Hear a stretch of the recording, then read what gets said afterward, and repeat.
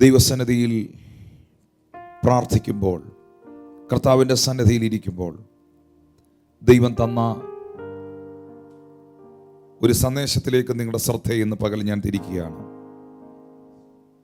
എപ്പോഴും കർത്താവിൻ്റെ വചനത്തിൻ്റെ പ്രാധാന്യതകളെ മനസ്സിലാക്കി ആ വചനത്തിന് അതിൻ്റെ ഗൗരവത്തിൽ അത് ഏറ്റെടുക്കുന്ന പ്രിയപ്പെട്ടവരുടെ ജീവിതം അനുഗ്രഹപൂർണമാകുന്നത് എല്ലാ കാലവും നമ്മൾ കണ്ടിട്ടുണ്ട്. കർത്താവിൻ്റെ വചനത്തെ വിശ്വസിക്കാതെ അതിനെ തിരസ്കരിച്ചുകൊണ്ട് മുന്നേറുവാനല്ല എൻ്റെ ഓട്ടവും എൻ്റെ അധ്വാനവും, ഞാൻ കാത്തതാം വിശ്വാസവും. അത് എൻ്റെ ജീവിതത്തിൽ ഒരു അനുഗ്രഹമാകുമെന്ന് ഉറപ്പുള്ളവർക്കായി ഞാൻ കർത്താവിനെ സ്തുതിക്കുകയാണ്. അത് വ്യർത്ഥമല്ല, നിശ്ചയം. ആമോസിൻ്റെ പ്രവചന പുസ്തകത്തിൽ നിന്നാണ് ഇന്ന് ഈ ആഴ്ചയിലെ ലൈവ് സർവീസിന് വേണ്ടി വായിക്കുന്നത്. ആമോസിൻ്റെ പ്രവചന പുസ്തകം 4-ാം അധ്യായത്തിൻ്റെ 12-ാമത്തെ വാക്യത്തിൽ പ്രവാചകൻ പറയുന്നു, അല്ലെങ്കിൽ യഹോവ നമ്മെ അറിയിക്കുന്നു, അതുകൊണ്ട് ഇസ്രായേലേ, ഞാൻ ഇങ്ങനെ നിന്നോട് ചെയ്യും. ഇസ്രായേലേ, ഞാനിത് നിന്നോട് ചെയ്യുവാൻ പോകുന്നത് കൊണ്ട് നിന്റെ ദൈവത്തെ എതിരേൽപ്പാൻ ഒരുങ്ങിക്കൊള്ളുക. Prepare to meet your God. നിന്റെ ദൈവത്തെ ഫേസ് ചെയ്യുവാൻ, നിന്റെ ദൈവത്തെ മീറ്റ് ചെയ്യുവാൻ നിങ്ങൾ ഒരുങ്ങിക്കൊള്ളുക. ഈ ഒരു കാലഘട്ടത്തോടെ കർത്താവ് ഇങ്ങനൊരു സന്ദേശം അറിയിക്കുകയാണ്. ഈ സന്ദേശം ഏറ്റവും പ്രാധാന്യം അർഹിക്കുന്ന ഒന്നാണ്.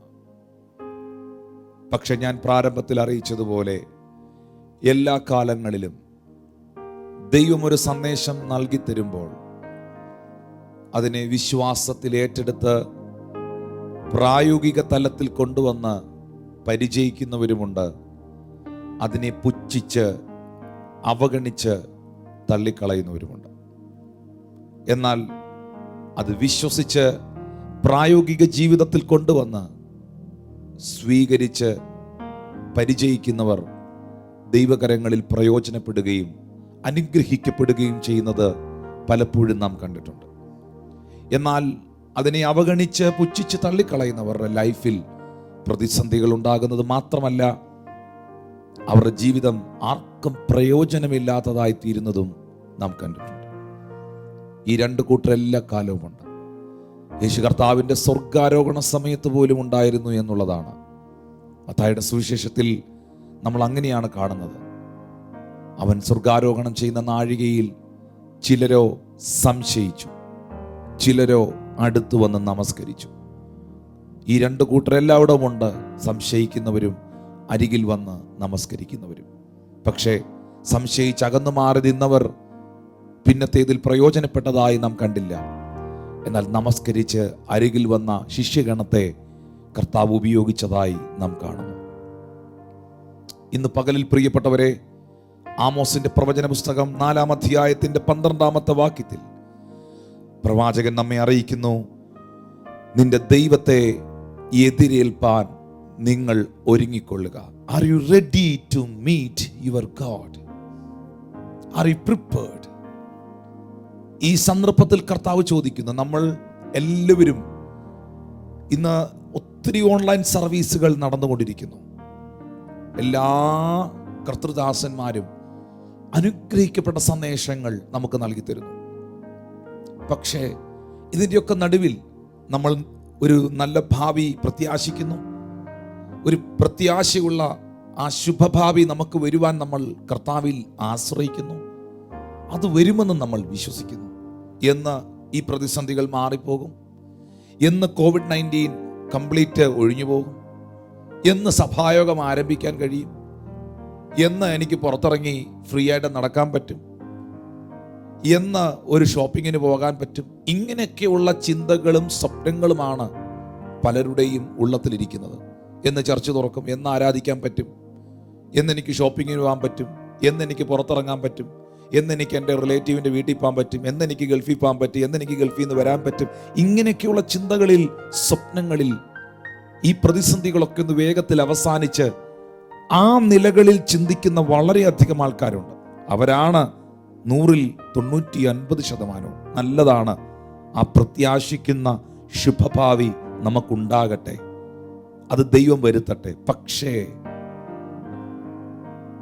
പക്ഷേ ഒരു വിശ്വാസിയോട്, വീണ്ടെടുക്കപ്പെട്ട ഒരു ദൈവ പൈതലിനോട് ഞാൻ ചോദിക്കുന്നു, ഇന്ന് കർത്താവ് വന്നാൽ, ഇന്ന് കാഹളം ധ്വനിച്ചാൽ, നിന്റെ ദൈവത്തെ ഫേസ് ചെയ്യുവാൻ, നിന്റെ ദൈവത്തെ എതിരേൽക്കുവാൻ നീ തയ്യാറായിട്ടുണ്ട്? Are you ready to meet? Are you ready to face your God? അതാണ് ആമോസ് ഇവിടെ ചോദിച്ചത്. നിന്റെ ദൈവത്തെ എതിരേൽപ്പാൻ നീ ഒരുങ്ങിക്കൊള്ളുക. Hallelujah. Prepare to meet the God of Israel. Thank you, Jesus. അതേ പുസ്തകത്തിനകത്ത് 4-ാം അധ്യായത്തിൽ 6 മുതലുള്ള ഭാഗങ്ങൾ വായിക്കുമ്പോൾ, വേദപുസ്തകം വായിക്കുന്നവർക്ക് വേണ്ടി, വചനം ശ്രദ്ധിക്കുന്നവർക്ക് വേണ്ടി 6 മുതൽ 10 വരെയുള്ള വാക്യങ്ങൾ ഒന്ന് വായിക്കുകയാണ്. ഞാൻ നിങ്ങൾക്ക് പല്ലിൻ്റെ വെടിപ്പും എല്ലായിടത്തും അപ്പത്തിൻ്റെ കുറവും വരുത്തിയിട്ടും നിങ്ങൾ എങ്കിലേക്ക് തിരിഞ്ഞില്ല എന്ന് യഹോവയുടെ അരുളപ്പാട്. പ്രാഥമികമായ ആവശ്യങ്ങൾ പോലും നിർവഹിക്കുവാൻ കഴിയാത്ത സാഹചര്യങ്ങൾ ഉണ്ടാക്കി. പക്ഷേ ഞാൻ കരുതി, ദൈവം നമ്മെ അറിയിക്കുന്നു, ആ ഒരു സാഹചര്യത്തിൻ്റെ മുൻപിൽ നീ എന്നിലേക്ക് തിരിയുമെന്ന്. പക്ഷെ നീ അത് ചെയ്തില്ല. 7-ാമത്തെ വാക്യത്തിൽ എഴുതിയിരിക്കുന്നു, കൊയ്ത്തിന് ഇനി 3 മാസമുള്ളപ്പോൾ ഞാൻ നിങ്ങൾക്ക് മഴ മുടക്കിക്കളഞ്ഞു. ഞാനൊരു പട്ടണത്തിൽ മഴ പെയ്യ്ക്കുകയും മറ്റേ പട്ടണത്തിൽ മഴ പെയ്യ്ക്കാതിരിക്കുകയും ചെയ്തു. ഒരു കണ്ടത്തിൽ മഴ പെയ്തു, മഴ പെയ്യാത്ത മറ്റേ കണ്ടം വരണ്ടുപോയി. ഇതാ ഞാൻ മഴ പെയ്യിച്ചു, ഇതാ ഞാൻ മഴ പെയ്യ്ക്കാതിരുന്നു. ഒരു കണ്ടത്തിൽ മഴ പെയ്യുമ്പോൾ മറ്റേ കണ്ടത്തിൽ മഴ പെയ്യാത്ത സാഹചര്യമുണ്ടായി. ഒരു കണ്ടം വെള്ളം കൊണ്ട് നിറഞ്ഞപ്പോൾ മറ്റേ കണ്ടം വരണ്ട് കിടക്കുന്ന അവസ്ഥയുണ്ടായി. ഈ സാഹചര്യത്തിന്റെ നടുവിലും നിങ്ങൾ എന്നിലേക്ക് മടങ്ങി വരുമെന്ന് ഞാൻ കരുതി, പക്ഷെ നിങ്ങൾ വന്നില്ല. 8-ാം വാക്യം പറയുന്നു, 2-3 പട്ടണം വെള്ളം കുടിക്കാൻ ഒരു പട്ടണത്തിലേക്ക് കുഴന്നു ചെന്നു. ദാഹം തീർന്നില്ല താനും, എന്നിട്ടും നിങ്ങൾ എന്നിലേക്ക് തിരിഞ്ഞില്ല എന്ന് യഹോവയുടെ അരുളപ്പാട്. തൃപ്തിയില്ലാത്ത അവസ്ഥകളുണ്ടായി, ഉഴൽന്നു നടക്കുന്ന അനുഭവങ്ങളുണ്ടായി, അപ്പത്തിന് ക്ഷാമമുണ്ടായി. പക്ഷേ നിങ്ങൾ എന്നിലേക്ക് തിരിഞ്ഞില്ല. 9-ാമത്തെ വാക്യം, ഞാൻ നിങ്ങളെ വെൺകതിർ കൊണ്ടും വിഷമഞ്ഞുകൊണ്ടും ശിക്ഷിച്ചു. നിങ്ങളുടെ തോട്ടങ്ങളെയും മുന്തിരിപ്പറമ്പുകളെയും അത്തിവൃക്ഷങ്ങളെയും ഒലിവൃക്ഷങ്ങളെയും പലപ്പോഴും, ഒരു തവണയല്ല പലപ്പോഴും തുള്ളൻ തിന്നുകളഞ്ഞു. എന്നിട്ടും നിങ്ങൾ എങ്കിലേക്ക് തിരിഞ്ഞില്ല. 10-ാമത്തെ വാക്യത്തിൽ ദൈവം പറയുന്നു, മിസ്രൈമിൽ എന്ന പോലെ ഞാൻ മഹാമാരി നിങ്ങളുടെ ഇടയിൽ അയച്ചു. ഇന്ന് ഈ മഹാമാരി, പ്ലേഗ്സ്, വൈറസ് നമുക്ക് കേൾക്കാത്തൊരു കാര്യമല്ല, 24 മണിക്കൂറും കേട്ടോണ്ടിരിക്കുന്ന ഒരു കാര്യമാണ്. മിസ്രൈമിൽ എന്ന പോലെ ഞാൻ മഹാമാരി നിങ്ങളുടെ ഇടയിൽ അയച്ചു. നിങ്ങളുടെ യൗവനക്കാർ വാൾ കൊണ്ട് മരിച്ചു, നിങ്ങളുടെ കുതിരകളെ പിടിച്ചു കൊണ്ടുപോയി. നിങ്ങളുടെ പാളയങ്ങളിലെ നാറ്റം, മരിച്ചു വീണ ശവമഴുകിയ നാറ്റം നിങ്ങളുടെ മൂക്കിനകത്തിടിച്ചു കയറ്റി. എന്നിട്ടും നിങ്ങൾ എങ്കിലേക്ക് തിരിഞ്ഞില്ല. മഹാമാരി കൊണ്ട് 10,000 മരണപ്പെട്ടിട്ടും ആ ശവങ്ങൾ നിരന്നു കിടക്കുന്ന കാഴ്ച ഞാൻ നിങ്ങളെ കാണിച്ചിട്ടും 10-ാം വാക്യത്തിൽ ആമോസിന്റെ പ്രവചന പുസ്തകത്തിൽ എഴുതിയിരിക്കുന്നു, നിങ്ങൾ എന്നിലേക്ക് തിരിഞ്ഞില്ല. ഇപ്പൊ ഇത്രയും വായിച്ച വാക്യത്തിനകത്തുനിന്ന് എന്ത് മനസ്സിലായി? ലോക്ക്ഡൗൺ എന്ന് തീരും, എന്ന് ചർച്ച് തുറക്കും, എന്ന് ഷോപ്പിങ്ങിന് പോകാം, എന്ന് കല്യാണം നടത്താം, എന്ന് ഫ്രീഡമായിട്ട് ഇറങ്ങാം എന്നൊക്കെ ചിന്തിച്ചിരിക്കുന്ന ഒരു സമൂഹത്തോട് കർത്താവ് ഈ പകൽ ചോദിക്കുന്നു, നിന്റെ മുമ്പിൽ വെളിപ്പെടുത്തിയ ക്ഷാമവും, നിന്റെ മുമ്പിൽ ഞാൻ മുടക്കിക്കളഞ്ഞ മഴയും, നിന്റെ മുമ്പിൽ ഞാൻ വെളിപ്പെടുത്തിയ ഉണങ്ങിയ അനുഭവവും, ദാഹിച്ച് ഉഴന്ന് നടക്കുന്ന സാഹചര്യങ്ങളും, വിഷമഞ്ഞും വെൺകതിരും തുള്ളൻ തിന്നുകളയുന്ന കൃഷിഫലവും, പ്രതീക്ഷിക്കാതെ വെളിപ്പെട്ടു വരുന്ന വൈറസുകളും മഹാമാരികളും, ഇതൊക്കെയും വെളിപ്പെട്ട് മൂക്കിനകത്ത് ശവത്തിന്റെ വാട ഇടിച്ചു കയറിയിട്ടും തിരികെ വരാൻ മനസ്സില്ലാത്ത, ഇപ്പോഴും പിറുപിറുക്കുന്ന, ഇപ്പോഴും ദൈവത്തെയും ദൈവത്തെ സേവിക്കുന്നവരെയും വിമർശിക്കുന്ന, പുച്ഛിക്കുന്ന,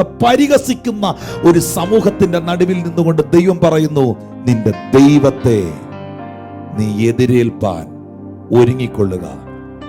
നമ്മളെപ്പോഴും പറയുന്നൊരു കാര്യമാണ്, ഞാൻ എങ്ങനെ ആ വ്യക്തിയെ ഫേസ് ചെയ്യും? അയ്യോ, ഞാൻ എങ്ങനെ എൻ്റെ ബോസിനെ ഫേസ് ചെയ്യും? ഞാൻ എങ്ങനെ ആ മനുഷ്യനെ ഫേസ് ചെയ്യും? ഞാൻ എങ്ങനെ ആ സാഹചര്യത്തെ ഫേസ് ചെയ്യും? ഇവിടുത്തെ മൂക്കിന് കീഴിൽ ശ്വാസമുള്ള ഒരു സാധാരണ മനുഷ്യനെ, പ്രൈസ് ഗോഡ്, ശരീരത്തിലൂടെ പോകുന്ന ഞരമ്പിൽ ഒന്ന് പൊട്ടിപ്പോയാൽ തളർന്ന് ഊന്നുവടിയേൽ നടക്കുന്ന ഒരു സാധാരണ മനുഷ്യനെ നിനക്ക് ഫേസ് ചെയ്യാൻ ബുദ്ധിമുട്ടുണ്ടെങ്കിൽ, അഖിലാണ്ടത്തെ മുഴുവൻ സൃഷ്ടിച്ച, സകല ചരാചരങ്ങളെ മുളവാക്കിയ, ഈ അണ്ടകടാഹങ്ങളെ നിർമ്മിച്ച, സപ്തസാഗരങ്ങൾക്ക് പഞ്ചസാര മണൽ കൊണ്ട് അതിർതീർത്ത, കാറ്റെ അടങ്ങുക, കടലെ ശാന്തമാകുക എന്ന് പറഞ്ഞ, തിരമാലകളുടെ മുകളിലൂടെ പാദങ്ങളൂന്നി നടന്ന, അഖിലാണ്ടത്തെ സൃഷ്ടിച്ച സകലത്തിലും ആദ്യജാതനും സർവശക്തനുമാകുന്ന ദൈവത്തെ ഫേസ് ചെയ്യാൻ നിന്റെ കാലിന് കെൽപ്പുണ്ടോ? അവന്റെ മുമ്പിൽ നേരെ നിൽക്കാൻ ഇല്ലെങ്കിൽ, ഈ ദിവസങ്ങളിൽ കേൾക്കുന്ന വചനത്തിന്റെ മുൻപിൽ നമ്മളെ തന്നെ ഒന്ന് സമർപ്പിക്കാം. ഈ വായിച്ച വാക്യത്തിനകത്ത് ഏതൊരു സാധാരണക്കാരനും, ഒരു പൊടിക്കുഞ്ഞിന്, വായനാശീലം തുടങ്ങിയ ഒരു കുഞ്ഞിന് പോലും മനസ്സിലാക്കും, ദൈവം മഹാമാരി അയച്ചതും വിഷമഞ്ഞയച്ചതും ക്ഷാമം കൊണ്ടുവന്നതും പട്ടണങ്ങളിൽ അപ്പത്തിന്റെ കുറവ് കൊണ്ടുവന്നതും മുഴുവനും കർത്താവിലേക്ക് തിരിയാനുള്ള ഒരു സൈനാണെന്ന് PhD ഒന്നും വേണ്ട, ബൈബിൾ കോളേജ് ഡോക്ടറേറ്റ് ഒന്നും വേണ്ട, അക്ഷരാഭ്യാസമുള്ളവന് ഇത് വായിച്ചാൽ മനസ്സിലാകും. എന്നിട്ടും മനസ്സിലാക്കാത്തവരെ കുറിച്ച് സ്വർഗം ദുഃഖിക്കുന്നു എന്ന സത്യം തിരിച്ചറിയുക. ഹല്ലേലൂയ. ഇവിടെ മടങ്ങി വരിക, നിന്റെ ദൈവത്തെ എതിരേൽപ്പാൻ ഒരുങ്ങിക്കൊള്ളുക എന്ന് കർത്താവ് പറയുമ്പോൾ അതിന്റെ 11ാമത്തെ വാക്യത്തിനകത്ത് ദൈവം പറയുന്നുണ്ട്, സോദോമിനെയും ഗോമോറയും ഉന്മൂലനാശം ചെയ്തതുപോലെ ഞാൻ നിങ്ങളുടെ ഇടയിൽ ഒരു ഉന്മൂലനാശം വരുത്തി. നിങ്ങൾ കത്തുന്ന തീയിൽ നിന്ന് വലിച്ചെടുക്കപ്പെട്ടൊരു കൊള്ളി പോലെയായിരുന്നു. എന്നിട്ടും 11ാമത്തെ വാക്യത്തിലേക്ക് നമ്മൾ കയറിയില്ല, 10 വരെയുള്ള വാക്യങ്ങളെ വായിച്ചുള്ളൂ. എന്നിട്ടും നിങ്ങൾ എന്നിലേക്ക് തിരിഞ്ഞില്ല എന്ന് പറഞ്ഞാൽ, കത്തിപ്പടരുന്ന തീയുടെ നടുവിൽ നിന്നും, അതിശക്തമേറിയ പ്രതികൂലത്തിൽ നിന്നും, വെളിപ്പെട്ട ക്ഷാമം, വെളിപ്പെട്ട മഹാമാരി, വെളിപ്പെട്ടതായ പട്ടിണി അല്ലെങ്കിൽ ക്ഷാമം, വെള്ളമില്ലാത്ത ഉണങ്ങി വരേണ്ട അവസ്ഥ, പലപ്പോഴും തുള്ളൻ തിന്നുകളയുന്ന സാഹചര്യം, ഇതെല്ലാം വെളിപ്പെട്ടപ്പോഴും ഇതിന്റെ എല്ലാം നടുവിലും ആളിക്കത്തി നിൽക്കുന്ന തീയുടെ നടുക്കുന്ന വലിച്ചെടുക്കുന്ന പോലെ ദൈവം വലിച്ചെടുത്തു. പ്രിയപ്പെട്ടവരെ, ഇതൊക്കെ മാറിപ്പോകും. ഈ പ്രതിസന്ധികൾക്കൊക്കെ അറുതി വരട്ടെ. പക്ഷേ ഇതിന്റെ ഇടയിൽ നിന്ന് കുറെ പേരെ കർത്താവ് സേവ് ചെയ്യുന്നു, കർത്താവ് സംരക്ഷിക്കുന്നു. എന്നിട്ടും തീക്കകത്തുനിന്ന് വലിച്ചു വെളിയിലിട്ടിട്ടും എന്നെ സംരക്ഷിച്ചത് ദൈവമാണെന്നും എന്നെ നിലനിർത്തിയത് ദൈവമാണെന്നുള്ള സാമാന്യ ബോധം നഷ്ടപ്പെട്ടു പോയ ഒരു സമൂഹം. എന്നിട്ടും നിങ്ങൾ എന്നിലേക്ക് തിരിഞ്ഞില്ല.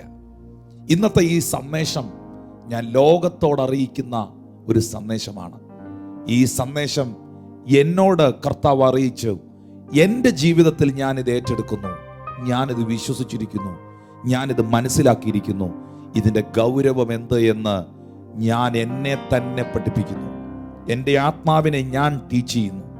ഇന്നലെ പോലും എൻ്റെ ആത്മാവിനോട് ഞാൻ പറഞ്ഞു, നാട്ടുകാരോട് പ്രസംഗിക്കുന്നതിന് മുൻപ്, ലൈവിൽ വരുന്നതിന് മുൻപ്, കർത്താവേ, ഇത് ഞാൻ എൻ്റെ ആത്മാവിനെ ട്രെയിൻ ചെയ്യുകയാണ്. എൻ്റെ ദൈവത്തെ എതിരേൽപ്പാൻ, അവനെ ഫേസ് ചെയ്യാൻ, അവനെ മീറ്റ് ചെയ്യാൻ നീ ഒരുങ്ങിക്കൊള്ളുക. ഹല്ലേലൂയ. ഇത് ഏറ്റെടുക്കുന്നവർക്കായി ഞാൻ ദൈവത്തെ സ്തുതിക്കുകയാണ്. ഈ നിന്റെ ദൈവത്തെ അല്ലെങ്കിൽ എൻ്റെ ദൈവത്തെ എന്നൊക്കെ പറയുമ്പോൾ അതിൻ്റെ ആഴം എത്രയാണെന്ന് മനസ്സിലാകണം. ദൈവം എല്ലാവരുടെയും ദൈവമാണ്. പക്ഷേ ദൈവം എല്ലാവരുടെയും ദൈവമാണോ?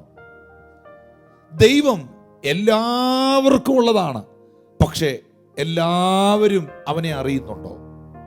ദൈവം എല്ലാവർക്കും വേണ്ടി പ്രവർത്തിക്കാൻ ആഗ്രഹിക്കുന്നു.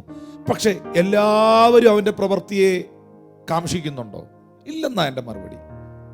ഇല്ലെന്നുള്ളതാ എൻ്റെ മറുപടി. Praise God.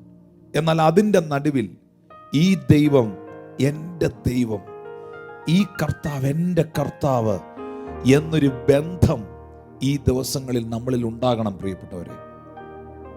യോശുവയുടെ പുസ്തകം പഠിക്കുന്ന സാഹചര്യത്തിൽ യോശുവയുടെ പുസ്തകം 24-ാം അധ്യായത്തിന്റെ 15-ാമത്തെ വാക്യത്തിൽ യഹോവയെ സേവിക്കുന്നത് നന്നല്ലെന്ന് നിങ്ങൾക്ക് തോന്നുന്നെങ്കിൽ നദിക്കക്കരെ വെച്ച് നിങ്ങളുടെ പിതാക്കന്മാർ സേവിച്ച ദേവന്മാരെയോ നിങ്ങൾ പാർത്തിരുന്ന ദേശത്തിലെ അമോന്യരുടെ ദേവന്മാരെയോ ആരെ സേവിക്കുമെന്ന് നിങ്ങൾ തിരഞ്ഞെടുത്തുകൊള്ളുവിൻ. Joshua 24:15 24:15 Joshua. ഓക്കെ. എന്നാൽ ജോഷുവ പറയുകയാണ്, ഞാനും എൻ്റെ കുടുംബവും ഞങ്ങൾ യഹോവയെ സേവിക്കും. ഇവിടെ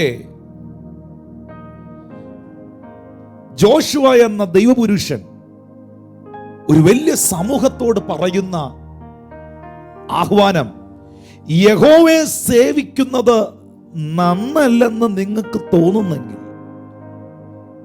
അപ്പൊ അങ്ങനെ തോന്നലുള്ളവര് ഉണ്ടായോണ്ടല്ലേ അങ്ങനെ പറഞ്ഞേ? Praise God. അങ്ങനെ തോന്നൽ വന്നില്ലേ അവരിൽ? അങ്ങനെ ഒരു തോന്നൽ അവരിൽ വന്നെന്നാണ് എൻ്റെ വിശ്വാസം പ്രിയപ്പെട്ടവരെ. അങ്ങനെ ഒരു തോന്നൽ അവരിൽ ഉണ്ടായി. ആ കർത്താവിനെ സേവിക്കുന്നത് നിങ്ങൾക്ക് നന്നല്ലെന്ന് തോന്നുന്നെങ്കിൽ, ഒത്തിരി പേരുടെ അകത്ത് അങ്ങനെ തോന്നൽ പിശാച് കൊണ്ടുവരും. ആ തോന്നൽ അകത്ത് വരേണ്ടതാണ്. കാരണം മഹാമാരി മാത്രമല്ല, പ്ലേഗും കൊറോണ വൈറസ് മാത്രമല്ല അന്ത്യകാലത്തിന്റെ കർത്താവിന്റെ വരവിന്റെ ലക്ഷണം. വിശ്വാസത്യാഗമുണ്ട്. മനുഷ്യപുത്രൻ മടങ്ങി വരുമ്പോൾ ഭൂമിയിൽ വിശ്വാസം കണ്ടെത്തുമോ എന്നുള്ളതും കർത്താവിന്റെ വരവിന്റെ ഒരു ലക്ഷണമാണ്. അപ്പോ കുറെ എണ്ണത്തിന്റെ ഒക്കെ വിശ്വാസം പോകുമെന്നുള്ളതും ഈ തിരുവെഴുത്തിനകത്ത് വെളിപ്പെട്ടു നിൽക്കുന്ന പ്രവചനമാണ്.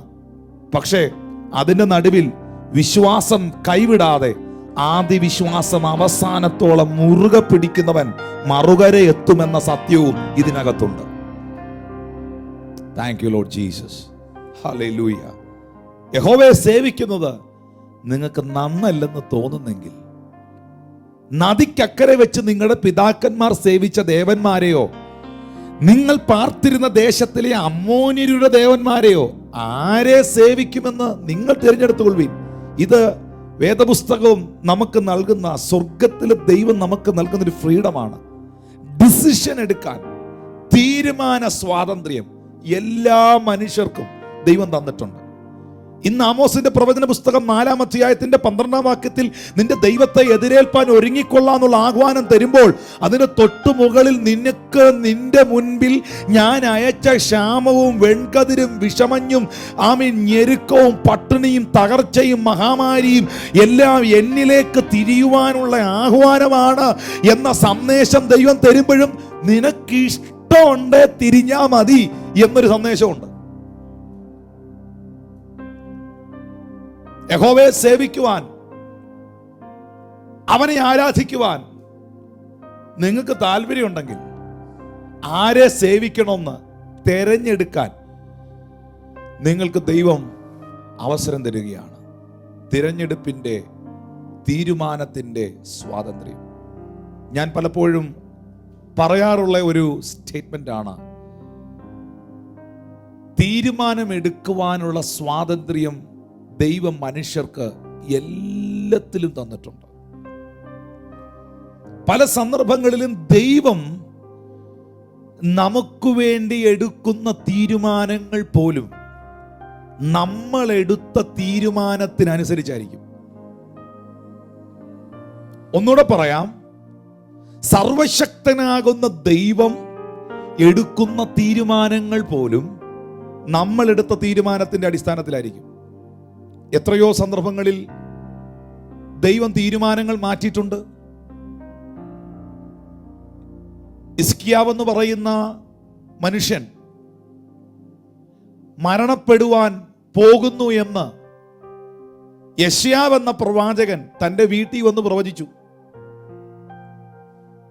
ഉടൻ നിനക്കൊരു മരണം ഉണ്ടാകാൻ പോവാന്ന് പറഞ്ഞു. നിന്റെ ഗൃഹകാര്യത്തെ നീ വേഗത്തിൽ ക്രമത്തിലാക്കാൻ പറഞ്ഞു. പക്ഷേ ഹിസ്കിയാവ് എന്താ ചെയ്തേ? അവൻ ചുമരിനോട് തന്റെ മുഖം തിരിച്ച് ദൈവത്തിന്റെ സന്നിധിയിൽ നിലവിളിച്ച് കരഞ്ഞു, പ്രാർത്ഥിച്ചു. ബൈബിൾ പറയുന്നു, ഇത് പ്രവചിച്ചിട്ട് അങ്ങോട്ട് ഇറങ്ങിപ്പോയ യെശയ്യാവിനോട് ദൈവം പറഞ്ഞു, തിരിച്ച് ചെല്ല് ഹിസ്കിയാവിന്റെ അടുക്കൽ. അവനോട് ചെന്ന് പറ, നിന്റെ ആയുസിനോട് കൂടെ 15 കൊല്ലവും കൂടെ ഞാൻ നീട്ടിത്തരികയെന്ന്. അപ്പോ ഇതേ യെശയ്യാവിനോട് ദൈവം അല്ലേ പറഞ്ഞേ, നിന്റെ കാര്യത്തിൽ തീരുമാനമായി, നീ മരിക്കാൻ പോവാ എന്ന് അവനോട് പോയി പറയാൻ. പക്ഷേ ദൈവം തീരുമാനം മാറ്റിയോ?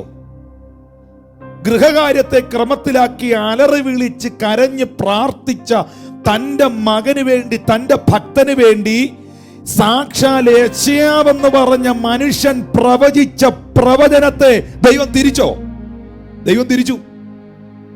ദൈവം തിരിച്ചു. നിങ്ങൾ എടുക്കുന്ന തീരുമാനത്തിന്റെ മുകളിലാണ് ദൈവത്തിന്റെ പദ്ധതികളും ദൈവത്തിന്റെ തീരുമാനങ്ങൾക്കകത്തും വ്യത്യാസമുണ്ടാകുന്നത്. മാനസാന്തരപ്പെടുവാൻ, പ്രാർത്ഥിക്കുവാൻ, കർത്താവിലേക്ക് വരുവാൻ, നമ്മുടെ ജീവിതത്തിലെ അഹങ്കാരങ്ങളും അഹന്തകളും എന്തോ ആണെന്നുള്ള ഭാവങ്ങളും ഉപേക്ഷിച്ചുകൊണ്ട് ദൈവസന്നിധിയിലേക്ക് വന്ന് വീഴാൻ തയ്യാറായാൽ, ഇന്ന് പകലിൽ കർത്താവിന്റെ പരിശുദ്ധാത്മാവ് ഈ തിരുവെഴുത്തിനകത്തെന്ന് പറയുന്നു, നിന്റെ ദൈവത്തെ നിനക്ക് ഫേസ് ചെയ്യാൻ കഴിയും, അവനെ എതിരേൽക്കാൻ കഴിയും, അവനെ കാത്തിരിക്കുവാൻ കഴിയും. സ്തോത്രം. യഹോവയെ സേവിക്കുന്നത് നന്നല്ലെന്ന് നിങ്ങൾക്ക് തോന്നുന്നെങ്കിൽ, നദിക്കക്കരെ വെച്ച് നിങ്ങളുടെ പിതാക്കന്മാർ സേവിച്ച ദേവന്മാരെയോ നിങ്ങൾ പാർത്തിരുന്ന ദേശത്തിലെ അമോര്യരുടെ ദേവന്മാരെയോ ആരെ സേവിക്കുമെന്ന് തിരഞ്ഞെടുത്തുകൊള്ളുവീൻ. ഡിസിഷൻ എടുക്കുവാനുള്ള സ്വാതന്ത്ര്യം.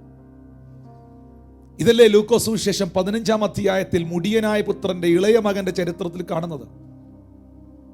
പന്നിക്കൂട്ടിനകത്തിരുന്നു കൊണ്ട് ഈ മനുഷ്യൻ, ഈ ചെറുപ്പക്കാരനൊരു തീരുമാനമെടുത്തു. എന്താ തീരുമാനം? ഞാൻ ഇവിടുന്ന് എഴുന്നേക്കും, എൻ്റെ അപ്പൻ്റെ വീട്ടിലേക്ക് മടങ്ങി ചെല്ലും. അപ്പാ, ഞാൻ സ്വർഗത്തോടും നിന്നോടും പാപം ചെയ്തു. ഇനി നിന്റെ മകനെന്ന പേരിന് ഞാൻ യോഗ്യനല്ലെന്ന് പറയുമെന്ന് മനസ്സിൽ പറഞ്ഞ തീരുമാനിച്ച തീരുമാനത്തെ അവൻ പ്രായോഗികമാക്കിയപ്പോഴല്ലേ, അവൻ എഴുന്നേറ്റ് അപ്പൻ്റെ വീട്ടിലേക്ക് മടങ്ങാൻ ചുവട് വെച്ചപ്പോഴല്ലേ അപ്പൻ അവനെ ദൂരത്ത് നിന്ന് കണ്ട് ഓടിച്ചെന്ന് കെട്ടിപ്പിടിച്ച് ചുംബിച്ച് സ്വീകരിച്ചത്. അങ്ങനെയാണെങ്കിൽ പന്നിക്കൂട്ടിലാണെങ്കിലും പ്രതിസന്ധിയിലാണെങ്കിലും ജീവിതത്തിന്റെ തകർച്ചയുടെ നടുവിലാണെങ്കിലും ആയിരിക്കുന്ന സാഹചര്യത്തിൽ സ്ഥലത്ത് ഇരുന്നു കൊണ്ട് ഇനിയും പിറുപിറുക്കാതെ, ഇനിയും ശപിക്കാതെ, ഇനിയും തെറ്റിദ്ധരിക്കാതെ, മക്കളെ, സഹോദരങ്ങളെ, ഇനി we have no time, ഇനി സമയമില്ല. ഈ ഒരു പണ്ടൊക്കെ ഞാൻ പഠിക്കുന്ന കാലഘട്ടങ്ങളിൽ പല പ്രോഗ്രാമുകളിൽ പങ്കെടുക്കുമായിരുന്നു, യുവജനോത്സവത്തിനും സ്കൂൾ ഫെസ്റ്റിവലിനുമൊക്കെ. അപ്പം പങ്കെടുക്കുന്ന വിദ്യാർത്ഥികൾക്ക് ഒരു ചെസ് നമ്പർ എന്ന് പറയുന്ന ഒരു നമ്പർ തരും. അത് നമ്മുടെ ഉടുപ്പേ കുത്തി വെക്കണം. വിളിക്കും, ചിലപ്പോൾ പേരല്ല വിളിക്കുന്നേ, chess number 3, 5, 5, 8, 9, first call, second call, third call and final call. ഈ ഫൈനൽ കോൾ വിളിക്കുന്നതിനകത്ത് പങ്കെടുക്കാനുള്ള വിദ്യാർത്ഥി, ഈ സദസ്സിനെ ഫേസ് ചെയ്യേണ്ട മനുഷ്യൻ സ്റ്റേജിൽ കയറണം. അവൻ സ്റ്റേജിൽ എത്തിയിരിക്കണം. ഇല്ലെങ്കിൽ അവന്റെ പ്രോഗ്രാം ക്യാൻസൽഡ് ആണ്, കഴിഞ്ഞു, ഇനി അവന് പങ്കെടുക്കാൻ ഒക്കുകയില്ല. ഇതുപോലെ ഫസ്റ്റ് കോൾ കഴിഞ്ഞു, സെക്കൻഡ് കോളും കഴിഞ്ഞു, തേർഡ് കോളും കഴിഞ്ഞു. ഞാനും നിങ്ങളും നിൽക്കുന്നത് ഒരു ഫൈനൽ കോളിലാണ്. ഹല്ലേലൂയ. ആ ഫൈനൽ കോളിനെ അവഗണിച്ച് കളയരുത്. നമ്മൾ ചോദിക്കും, ദൈവം എന്നാ പ്രതിസന്ധികൾ അനുവദിക്കുന്നേ, ദൈവം എന്നാ ഇങ്ങനെയൊക്കെ ചെയ്തേ? ചോദിക്കാനുള്ള പെർമിഷൻ ഒന്നും നമുക്കില്ല. ഇവിടെ നമ്മൾ ജനിക്കണമെന്ന് എന്തെങ്കിലും ഉണ്ടായിരുന്നോ? നമ്മൾ ജനിക്കേണ്ട കാര്യമല്ല ഉണ്ടായിരുന്നോ? ജനിപ്പിച്ചതല്ലേ? ജനിക്കാനുള്ള, ജീവിക്കാനുള്ള അനുവാദം ദൈവം തന്നതല്ലേ? അമ്മയുടെ ഉദരത്തിൽ നമ്മളെ ഉരുവാക്കിയതല്ലേ? ഉരുവാക്കണമെന്നുണ്ടായിരുന്നോ? നമ്മളെ ഉരുവാക്കിയതല്ലേ? ഈ ഭൂമിയിൽ പിറക്കാൻ ദൈവം അവസരം തന്നതല്ലേ? ജനിക്കാൻ അവസരം തന്നതല്ലേ? ഇത്ര വലിയ രക്ഷ ചോദിക്കാതെ തന്നതല്ലേ? ഇത്ര വലിയ പാപവിമോചനം ഒന്നും ചെയ്യാതെ സൗജന്യമായി കിട്ടിയതല്ലേ? നമ്മൾ എന്തെങ്കിലും ഉയർന്നെങ്കിൽ ആ ഉയർച്ച ദൈവത്തിൽ നിന്ന് വന്നതല്ലേ? നമ്മുടെ പ്രവൃത്തികളുടെ അടിസ്ഥാനത്തിലായിരുന്നോ പലപ്പോഴും ദൈവം നമ്മളെ മാനിച്ചത്? ഒരിക്കലുമല്ല, ഒരു കാരണവശാലും അല്ല. അർഹതകളില്ലാത്ത സ്ഥാനത്താണ് അവൻ നമ്മളെ അർഹരാക്കിയത്. യോഗ്യതകളില്ലാത്ത സ്ഥാനത്താണ് അവൻ നമുക്ക് യോഗ്യതകൾ നൽകിയത്. അങ്ങനെയാണെങ്കിൽ എന്തെങ്കിലും ഒരു ചെറിയ നഷ്ടമോ വീഴ്ചയോ തകർച്ചയോ ബുദ്ധിമുട്ടോ വരുമ്പോൾ നീ എന്നോട് ഇങ്ങനെ കാണിച്ചെന്ന് ചോദിക്കാനുള്ള അനുവാദം നിനക്കില്ല. കാരണം നീ എന്നേ ഈ ഭൂമിയിൽ നിന്ന് പോകേണ്ടവനായിരുന്നു, അല്ലെങ്കിൽ ഇവിടെ ജനിക്കാതിരിക്കേണ്ടവനായിരുന്നു. നിനക്ക് ഇത്രയും നാൾ ജീവിതവും നന്മയും അനുഗ്രഹവും ഉയർച്ചയും ഒക്കെ ദൈവം തന്നതാണെങ്കിൽ ഇപ്പോൾ വെളിപ്പെട്ട പ്രതിസന്ധിയുടെ നടുവിലും എൻ്റെ ദൈവത്തിന് എന്നെ കുറിച്ചൊരു പദ്ധതിയുണ്ട്. ഇയ്യോബ് പറഞ്ഞതുപോലെ അവൻ എന്നെ കൊന്നാലും ഞാൻ അവനെ തന്നെ കാത്തിരിക്കും എന്ന തീരുമാനത്തിനായി ഞാൻ ദൈവത്തിന് സ്തോത്രം ചെയ്യുന്നു. അങ്ങനെയുള്ളവർ ഉണ്ടോ എന്നൊരു ചോദ്യവും കൂടെ ഉണ്ട്. ദൈവത്തിന്റെ കൃപ, ദൈവത്തിന്റെ കരുണ, കർത്താവിന്റെ സ്നേഹം, മറ്റല്ലാതെ എന്ത് പറയാൻ പ്രിയപ്പെട്ടവരെ? മറ്റല്ലാതെ എന്ത് പറയാനാണ് നമുക്കുള്ളത്? ഇന്ന് നിങ്ങൾ എന്നെ കണ്ടോണ്ടിരിക്കുമ്പോൾ ഓർക്കുക, എന്നെ ശ്രദ്ധിക്കുമ്പോൾ നിങ്ങൾ ഓർക്കുക, ഈ മക്കളാണെങ്കിൽ ബാലശിക്ഷ ഉണ്ടാകും. ബഹുമാനപ്പെട്ട ഹൈക്കോടതിയോ ഒരു മനുഷ്യനെ തൂക്കിക്കൊല്ലാൻ വിധിക്കപ്പെട്ടവന് പിന്നെ ജയിലിൽ പീഡനങ്ങളൊന്നുമില്ല, പോലീസുകാർ അടിയോ പിന്നെ അവന് ഉപദ്രവമോ ഒന്നുമില്ല. പിന്നെ കൊടുക്കാവുന്നതിൽ നല്ല ആഹാരം അവന് കൊടുക്കും, അവനെ മാക്സിമം അവരെ സന്തോഷിപ്പിക്കാൻ ശ്രമിക്കും. കാരണം 2 ആഴ്ചയൂടെ കഴിയുമ്പം അവനെ തൂക്കിക്കൊല്ലാനിട്ടേക്കുക. പക്ഷേ ഈ ജയിലിനകത്തുനിന്ന് ഇവൻ ഇറങ്ങിപ്പോകുമ്പം ഇവൻ നന്നായിട്ട് ഇവിടുന്ന് ഇറങ്ങിപ്പോണം, ഇവൻ ഗുണപ്പെട്ടിട്ട് ഇവിടുന്ന് ഇറങ്ങിപ്പോണം എന്ന് ചിന്തിക്കുന്ന ആ നിലയിൽ ജയിലിനകത്താക്കിയിരിക്കുന്ന ജയിൽ പുള്ളികൾക്ക് അടിയുണ്ട്. അവർ കുരുത്തക്കേട് കാണിച്ചാൽ അവർക്ക് അടിയുണ്ട്, അവർ കുരുത്തക്കേട് കാണിച്ചാൽ അവർക്ക് ശിക്ഷണമുണ്ട്, ശാസനയുണ്ട്. കാരണം ഇവൻ ഈ ജയിലിൽ നിന്ന് ഇറങ്ങിപ്പോകുമ്പം മര്യാദരാമനായിട്ട് ഇറങ്ങിപ്പോണമെന്നുള്ള നിലയിൽ അവനെ ജയിലിൽ ഇട്ടിരിക്കുന്നത്. തൂക്കിക്കൊല്ലാൻ വിധിച്ചു വച്ചിരിക്കുന്നവന് വഴക്കൊന്നുമില്ല, അവന് നല്ല ഫുഡൊക്കെ കൊടുത്ത് അവനെ വെച്ചിരിക്കുക. ഇതുപോലെ തന്നെ ജീവിതത്തിൽ നന്നാവാനും അനുഗ്രഹിക്കപ്പെടാനും നിത്യതയിലെത്താനും കർത്താവിൻ്റെ സന്നിധിയിൽ ചെന്ന് നിൽക്കാനുമുള്ളവർക്ക് ശോധനകൾ ഉണ്ടാവും, പരീക്ഷകൾ ഉണ്ടാകും. എന്തിനാണെന്നറിയാവോ? അവർ പണിയപ്പെടാനാ, അവരങ്ങ് എത്താനാ, നന്നാവാനാ. നിത്യ ന്യായവിധിക്ക് വേണ്ടി എരിയുന്ന തീപ്പൊയ്കയിൽ വലിച്ചെറിയാൻ വെച്ചേക്കുന്നവന് ഒരു ശിക്ഷാവിധിയും ഈ ഭൂമിയിൽ ഉണ്ടാകുകയില്ല. പ്രത്യേകിച്ച് അവന് ഒരു പ്രതിസന്ധികളും കാണുകയില്ല. അപ്പോൾ നമ്മൾ ചിന്തിക്കും പ്രാർത്ഥിക്കുന്നവർക്ക് ഭയങ്കര പ്രശ്നവും, കർത്താവെ പ്രാർത്ഥിക്കാത്തവർക്കൊന്നും ഒരു കുഴപ്പമില്ല, കള്ളു അടിച്ച് 25 പ്രാവശ്യം ബൈബിള് വായിക്കണമെന്ന് പറഞ്ഞിട്ടും അത് എടുത്ത് ദൂരെ കളഞ്ഞ് ദൈവത്തിൻ്റെ മുഖത്തും നോക്കാതെ ദൈവദാസന്മാരെ ചീത്ത പറഞ്ഞ് എത്ര ശ്രമിച്ചിട്ടും കർത്താവിലേക്ക് വരാൻ ഒരു മനസ്സുമില്ലാതെ ലോകപരമായി ജീവിക്കുന്ന പല വ്യക്തികളെയും ദൈവം ന്യായവിധിക്കായി സൂക്ഷിച്ചിരിക്കുക. പക്ഷേ അവനെ അറിഞ്ഞ മക്കൾക്ക്, അവനെ അറിഞ്ഞ ജനത്തിന് പലപ്പോഴും അവൻ ശോധനകൾ അനുവദിക്കും. എന്തിനാണെന്നറിയാമോ? ആ ശോധനയിലൂടെ അവർ തികഞ്ഞവരായി പുറത്തു വരാൻ. ഹല്ലേലൂയ. ശോധന ചെയ്യുന്നത് തീയാന്നോർത്തോണം. തീ ശോധന ചെയ്യുമ്പം വൈക്കോലും പുല്ലും കമ്പും ഒക്കെ കത്തിപ്പോവും. പക്ഷേ പൊന്നും നല്ല ഉരുപ്പടികൾ മാത്രമേ തികഞ്ഞ് അതിൻ്റെ മാറ്റ് കൂടി പുറത്തു വരികയുള്ളൂ. ശോധനകൾ വെളിപ്പെടുമ്പോൾ അത് COVID-19 വഴിയാണെങ്കിലും, കൊറോണ വൈറസ് വഴിയാണെങ്കിലും, ക്ഷാമം വഴിയാണെങ്കിലും, നിന്ദകൾ വഴിയാണെങ്കിലും, പ്രതിസന്ധികൾ വഴിയാണെങ്കിലും, സാമ്പത്തിക ബുദ്ധിമുട്ടുകൾ വഴിയാണെങ്കിലും, തീ ശോധന ചെയ്യുമ്പം പിറുപിറുത്ത് തള്ളിക്കളഞ്ഞ് ചീത്തയും പറഞ്ഞ് ദൈവദാസന്മാരെ പഴിയും പറഞ്ഞ് പോയാൽ വൈക്കോലും പുല്ലും കമ്പും എല്ലാം ഇതിനകത്ത് അങ്ങ് കത്തി അങ്ങ് തീർന്നു പോകും. പക്ഷേ നല്ല സ്വർണങ്ങളുണ്ട്, തമ്പുരാൻ കണ്ടിരിക്കുന്ന നല്ല ഉരുപ്പടികളുണ്ട്. അതൊക്കെ ഈ തീക്കകത്തൂടെ കയറി അതിനേക്കാൾ മാറ്റ് കൂടി ഇനി പുറത്തിറങ്ങി വരും. പലതും ഇതിനകത്ത് തീർന്നു പോകും. ഹല്ലേലൂയ. നിന്റെ ദൈവത്തെ എതിരേൽപ്പാൻ നീ ഒരുങ്ങിക്കൊള്ളുക എന്ന വാക്യം. ഇത് എല്ലാവരും, എല്ലാ സഹോദരിമാരും മീറ്റ് ചെയ്തേ പറ്റുള്ളൂ. ഒരു വ്യക്തികൾക്കും ഇതിൽ ഒഴിവില്ലെന്ന സത്യം ഞാൻ നിങ്ങളെ അറിയിക്കുകയാണ്. ഈ ഭൂമിയിൽ നിങ്ങൾ ജനിച്ചിട്ടുണ്ടെങ്കിൽ നിങ്ങൾ മരിക്കും നിശ്ചയം. അത് എങ്ങനെ മരിക്കണമെന്ന് ദൈവം തീരുമാനിച്ചോളൂ. അങ്ങനെ മാത്രമേ മരിക്കുകയുള്ളൂ. കൊറോണ വൈറസ് വന്നാൽ മരിക്കണമെന്നൊന്നും നിർബന്ധമൊന്നുമില്ല. അങ്ങനെയൊന്നും സംഭവിക്കുകയില്ല. അങ്ങനെ നിർബന്ധമില്ല. അങ്ങനെ ഉള്ളവർക്ക് അങ്ങനെ വരും. സ്തോത്രം. മരിക്കാൻ വേണ്ടി വൈറസ് വരണമെന്നോ ക്യാൻസർ വരണമെന്നോ ഒന്നുമില്ല. തലയിൽ ഒരു തേങ്ങ വീണാലും മരിക്കും. സൈക്കിളിൽ നിന്ന് താഴെ വീണ് മരിച്ചവരുണ്ട്. വലിയ പാണ്ടിലോറി ഇടിക്കണമെന്നൊന്നുമില്ല. അപ്പോൾ മരണം ഏത് നിലയിലാണ് വരുന്നത് എന്നുള്ളത് ആർക്കും പ്രഡിക്റ്റ് ചെയ്യാൻ പറ്റില്ല. പക്ഷേ ഒരു കാര്യം ഉറപ്പാണ്, നിന്റെ സ്രഷ്ടാവിനെ എന്നെങ്കിലും ഒരു ദിവസം നീ ഫേസ് ചെയ്യേണ്ടി വരും, നീ കാണേണ്ടി വരും. ഈ ഒരു ചിന്ത എപ്പോഴും തലയ്ക്കകത്ത്, മനസ്സിനകത്ത് ഉണ്ടാകണമെന്ന് കർത്താവ് ആഗ്രഹിക്കുന്നു.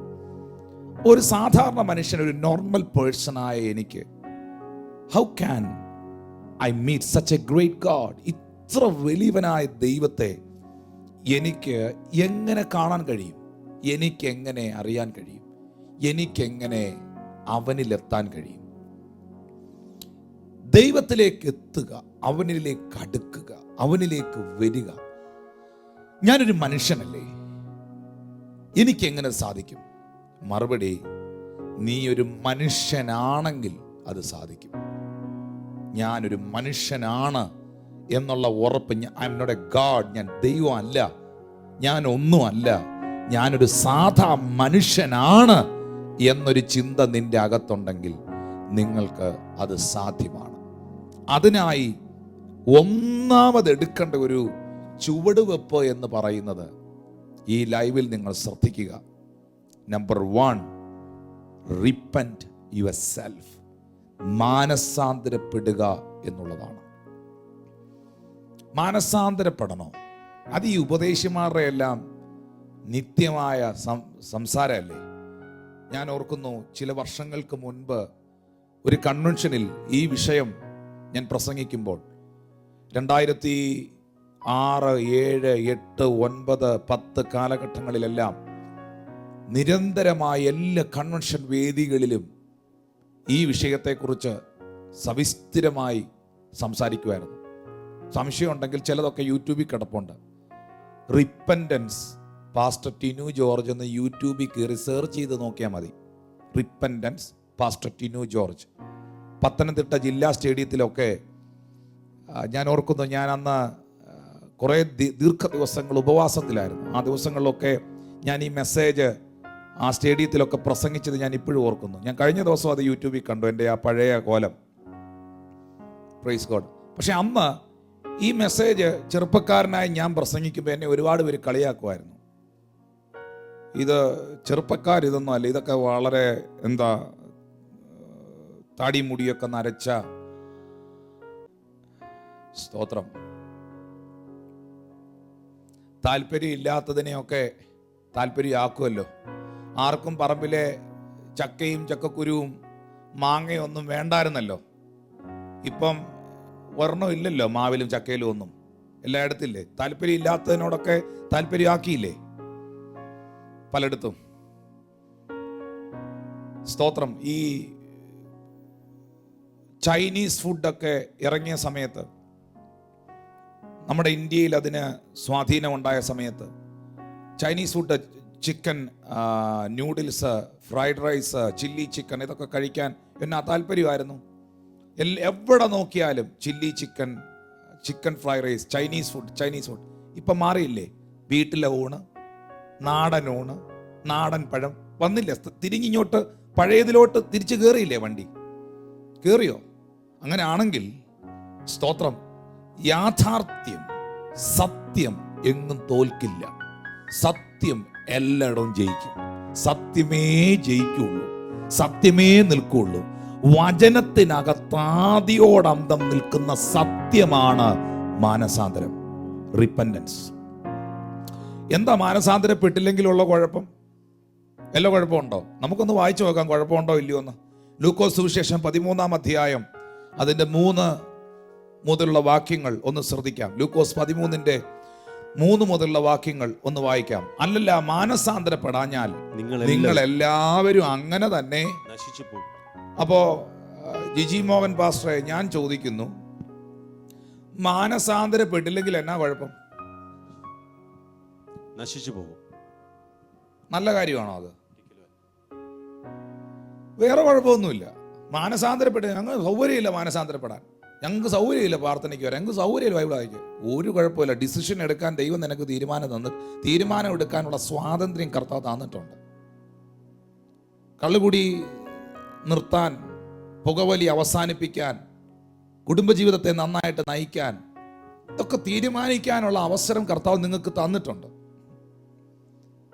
ഇല്ല, എനിക്ക് അതിനോടൊന്നും താല്പര്യമില്ല, ഇതെല്ലാം തട്ടിപ്പാ, കള്ളന്മാരെ, ഒരു കുഴപ്പമില്ല, ഞങ്ങൾക്ക് ഒരു ബുദ്ധിമുട്ടുമില്ല. നീ നശിച്ചു, അത്രേ ഉള്ളൂ. നീ നശിച്ചു പോകുന്നത് കാണാൻ ദൈവം ആഗ്രഹിക്കുന്നില്ല. നീ നശിക്കുവാൻ ദൈവം ഇഷ്ടപ്പെടുന്നില്ല.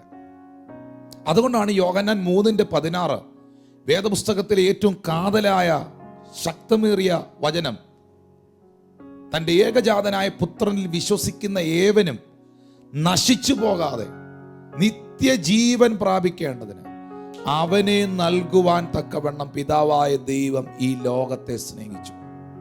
Praise God. അവനെ നൽകുവാൻ തക്കവണ്ണം പിതാവായ ദൈവം ഈ ലോകത്തെ സ്നേഹിച്ചു. എന്തിനു വേണ്ടി പിതാവായ ദൈവം തൻ്റെ പുത്രനെ ഈ ലോകത്തിന് നൽകി? ഭാരതത്തിന് നൽകി, ലോകത്തിന് നൽകി, നിങ്ങൾക്ക് നൽകി, നശിച്ചു പോകാതിരിക്കുവാൻ. ഇവിടെ ലൂക്കോസ് 13:3 കർത്താവ് പറയുന്നു, നിങ്ങൾ മാനസാന്തരപ്പെടാഞ്ഞാൽ നിങ്ങളെല്ലാവരും അങ്ങനെ തന്നെ നശിച്ചു പോകും. നിങ്ങളുടെ മക്കൾ നശിച്ചു പോകരുതെങ്കിൽ, അവർ നശിച്ചു പോകാതിരിക്കുവാൻ അവരെ മാനസാന്തരത്തിന്റെ വഴിയിലേക്ക് നിങ്ങൾ തിരിക്കുക. നിങ്ങളുടെ സഹോദരങ്ങൾ നശിച്ചു പോകാതിരിക്കുവാൻ നിങ്ങൾ ആഗ്രഹിക്കുന്നെങ്കിൽ അവരെ മാനസാന്തരത്തിന്റെ വഴിയിലേക്ക് നിങ്ങൾ തിരിക്കുക. നിങ്ങളുടെ കുടുംബക്കാർ, ദേശക്കാർ നശിച്ചു പോകാതിരിക്കണമെങ്കിൽ നിങ്ങൾ മാനസാന്തരത്തിന് വേണ്ടി പ്രാർത്ഥിക്കുക. ഞാനിന്ന് ഈ ലൈവ് സർവീസ് ചെയ്യാൻ ഈ സ്റ്റുഡിയോയിൽ ഇവിടെ എത്തുമ്പോൾ എൻ്റെ മനസ്സിൽ ഇന്ന് എന്നെയൊക്കെ പ്രാർത്ഥിക്കണം കർത്താവ്.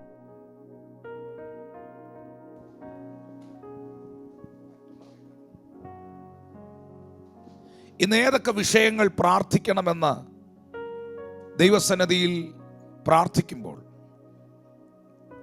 ഞാൻ ചിന്തിച്ചു, കർത്താവേ, ഒത്തിരി രോഗികൾ ലോകത്തിൻ്റെ പല ഭാഗങ്ങളിലുണ്ട്.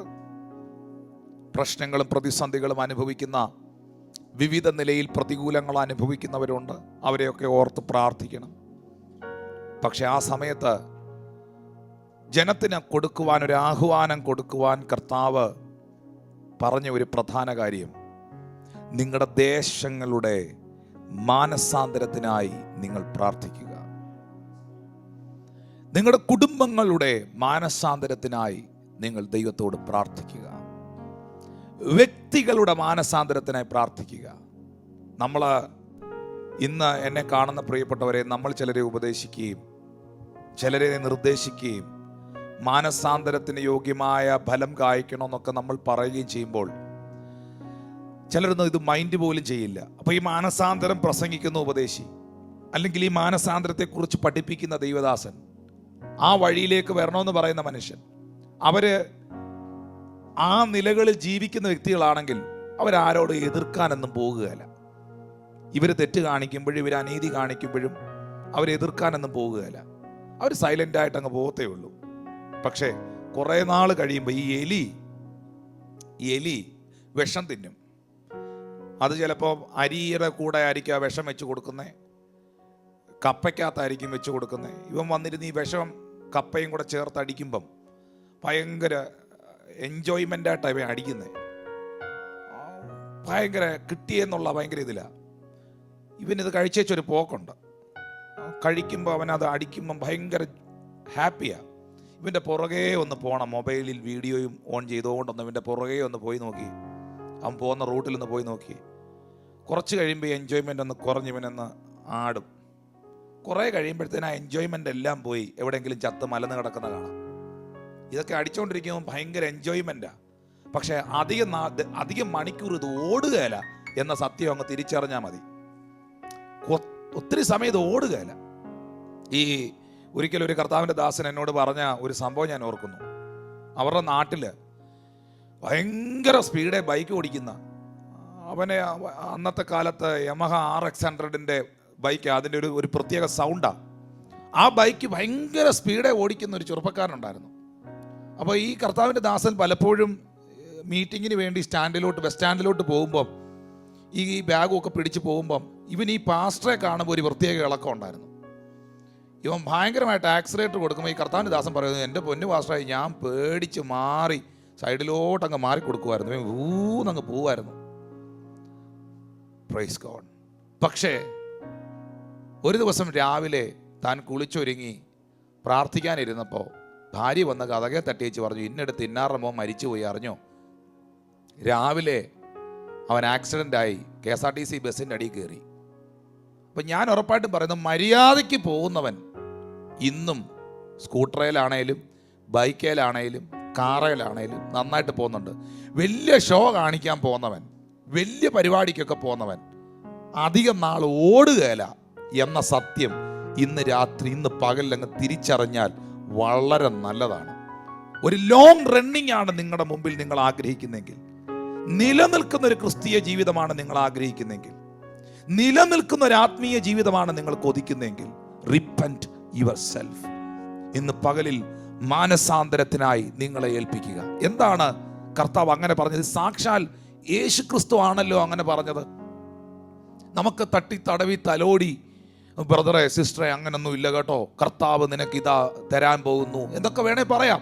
പക്ഷെ യേശു അങ്ങനല്ല പറഞ്ഞത്. മാനസാന്തരപ്പെടാഞ്ഞാൽ നിങ്ങളെല്ലാവരും അങ്ങനെ തന്നെ നശിച്ചു പോകും എന്നാണ് കർത്താവ് പറഞ്ഞത്.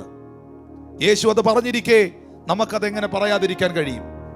Praise God, hallelujah. എന്താണ് അതിന്റെ കാരണം? എനിക്കറിയാം, പ്രസംഗങ്ങൾ കേട്ട് ഒരു ലൈവിൽ നിന്ന് ജമ്പ് ചെയ്ത് അടുത്ത ലൈവിലേക്ക് പോയി, ഇനി അടുത്ത ലൈവ് എപ്പോഴുണ്ടെന്ന് അന്വേഷിച്ച് ഇങ്ങനെ നടക്കുന്നവർക്ക് ഇത് ഏറ്റെടുക്കാൻ പറ്റുമെന്നൊന്നും എനിക്ക് തോന്നുന്നില്ല. പക്ഷേ നിന്റെ ദൈവത്തെ എതിരേൽപ്പാൻ ഒരു ദിവസം നീ അവനെ ഫേസ് ചെയ്യാൻ നീ ഒരുങ്ങിക്കൊള്ളുക. അന്ന് ടിനു ജോർജ് പറഞ്ഞ ഈ വാക്കിനെ നീ മറക്കാതിരിക്കുക. Thank you Lord Jesus. America എന്ന് പറയുന്ന രാജ്യത്തോട് മാനസാന്തരത്തെക്കുറിച്ച് അതിശക്തമായി പ്രസംഗിച്ച മനുഷ്യനായിരുന്നു ഡോക്ടർ ബില്ലി ഗ്രഹാം. തൻ്റെ ഒടുവിലത്തെ സന്ദേശങ്ങളിലെല്ലാം താൻ അതിശക്തമായി അമേരിക്കയ്ക്ക് കൊടുത്ത വാണിംഗ് ആണ്. അനവധി വെല്ലുവിളികൾ, അനവധി പ്രതിസന്ധികൾ ഈ രാജ്യം നേരിട്ടു.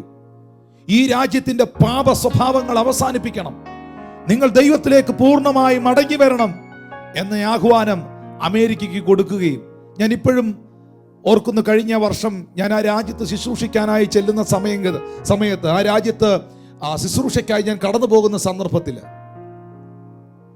ഡോക്ടർ ബില്ലി ഗ്രഹാം പാർത്തിരുന്ന തൻ്റെ സ്ഥലത്ത് ഞാൻ കടന്നു ചെന്നു. കരോളിനയിൽ കടന്നു ചെന്നു. അവിടെ അദ്ദേഹത്തിന്റെ ലൈബ്രറി ഞാൻ വിസിറ്റ് ചെയ്തു. എനിക്കവിടെ കാണാൻ കഴിഞ്ഞു ഒരു സുവിശേഷകൻ മാനസാന്തരത്തിന് വേണ്ടിയും സുവിശേഷത്തിന് വേണ്ടിയും കർത്താവിൻ്റെ വചനത്തിന് വേണ്ടി നിലനിന്ന ഒരു മനുഷ്യനെ എത്രയധികം ദൈവം ഉപയോഗിച്ചെന്ന് ആ ഒരൊറ്റ സന്ദർശനത്തിൽ എനിക്ക് മനസ്സിലായി. അദ്ദേഹത്തിൻ്റെ ലൈബ്രറിയിൽ ഞാൻ ചെല്ലുമ്പോൾ, ഞാൻ എൻ്റെ ചർച്ചിലെ ചില പ്രിയപ്പെട്ടവർക്ക് ഞാൻ അവിടെ ഫോണിനകത്ത് എടുത്ത ചില വീഡിയോകൾ അവർക്ക് ഷെയർ ചെയ്ത് കൊടുത്തിരുന്നു. ആ ലൈബ്രറിയിൽ അദ്ദേഹത്തിൻ്റെ ന്യൂയോർക്കിൽ നടന്ന മീറ്റിങ്ങിൽ ഗാങ്സ്റ്ററിൽ അല്ലെങ്കിൽ വാടക കൊലയാളികളിൽ, ഗുണ്ടകളിൽപ്പെട്ട ചിലർ തന്നെ ക്രൂസേഡിൽ കൊല്ലാൻ വന്നു. കാരണം അത്രയും അധികം ജനത്തെ സത്യത്തിലേക്കും ദൈവത്തിലേക്കും സമാധാനത്തിലേക്കും നടത്തുന്ന മനുഷ്യനായിരുന്നു ഡോക്ടർ ബില്ലി ഗ്രഹാം. അദ്ദേഹത്തെ വധിക്കുവാൻ, അദ്ദേഹത്തെ കൊല്ലുവാൻ തോക്കുമായി ആ ഗ്രൗണ്ടിൽ, ആ സ്റ്റേജിന് തൊട്ടരികിൽ വന്നു നിന്ന ഈ വാടക കൊലയാളികൾ അദ്ദേഹത്തിന്റെ മെസ്സേജ് തുടങ്ങി അരമണിക്കൂർ കഴിഞ്ഞപ്പോൾ, ഒറ്റ മണിക്കൂർ അതിൽ കൂടുതൽ അദ്ദേഹം മെസ്സേജ് കൊടുക്കാറില്ല. ആ മെസ്സേജ് തീരുന്നതിന് മുൻപ് വെടിയുണ്ടകൾ നിറച്ച ആ തോക്ക്, ആ റിവോൾവറുകൾ 2 ഇപ്പോഴും അദ്ദേഹത്തിന്റെ ലൈബ്രറിയിൽ ആ ചരിത്രം എഴുതി കണ്ണാടി പെട്ടിക്കകത്ത് ഈ 2 റിവോൾവറുകളും, പഴയ റിവോൾവറുകളും അവിടെ സൂക്ഷിച്ചു വെച്ചിട്ടുണ്ട്. ആ സാക്ഷിയോടെ എഴുതി വെച്ചിട്ടുണ്ട്. അതിൽ നിന്ന് വായിച്ചതും നോക്കിയതുമാണ് ഞാൻ നിങ്ങളോട് പറയുന്നത്. ആ തോക്ക് സ്റ്റേജിന്റെ ഫ്രണ്ടിൽ കൊണ്ടുവന്ന് വോളണ്ടിയേഴ്സിന്റെ പെർമിഷനോടുകൂടെ ബില്ലി ഗ്രഹാമിന്റെ കാൽക്കൽ വെച്ചു.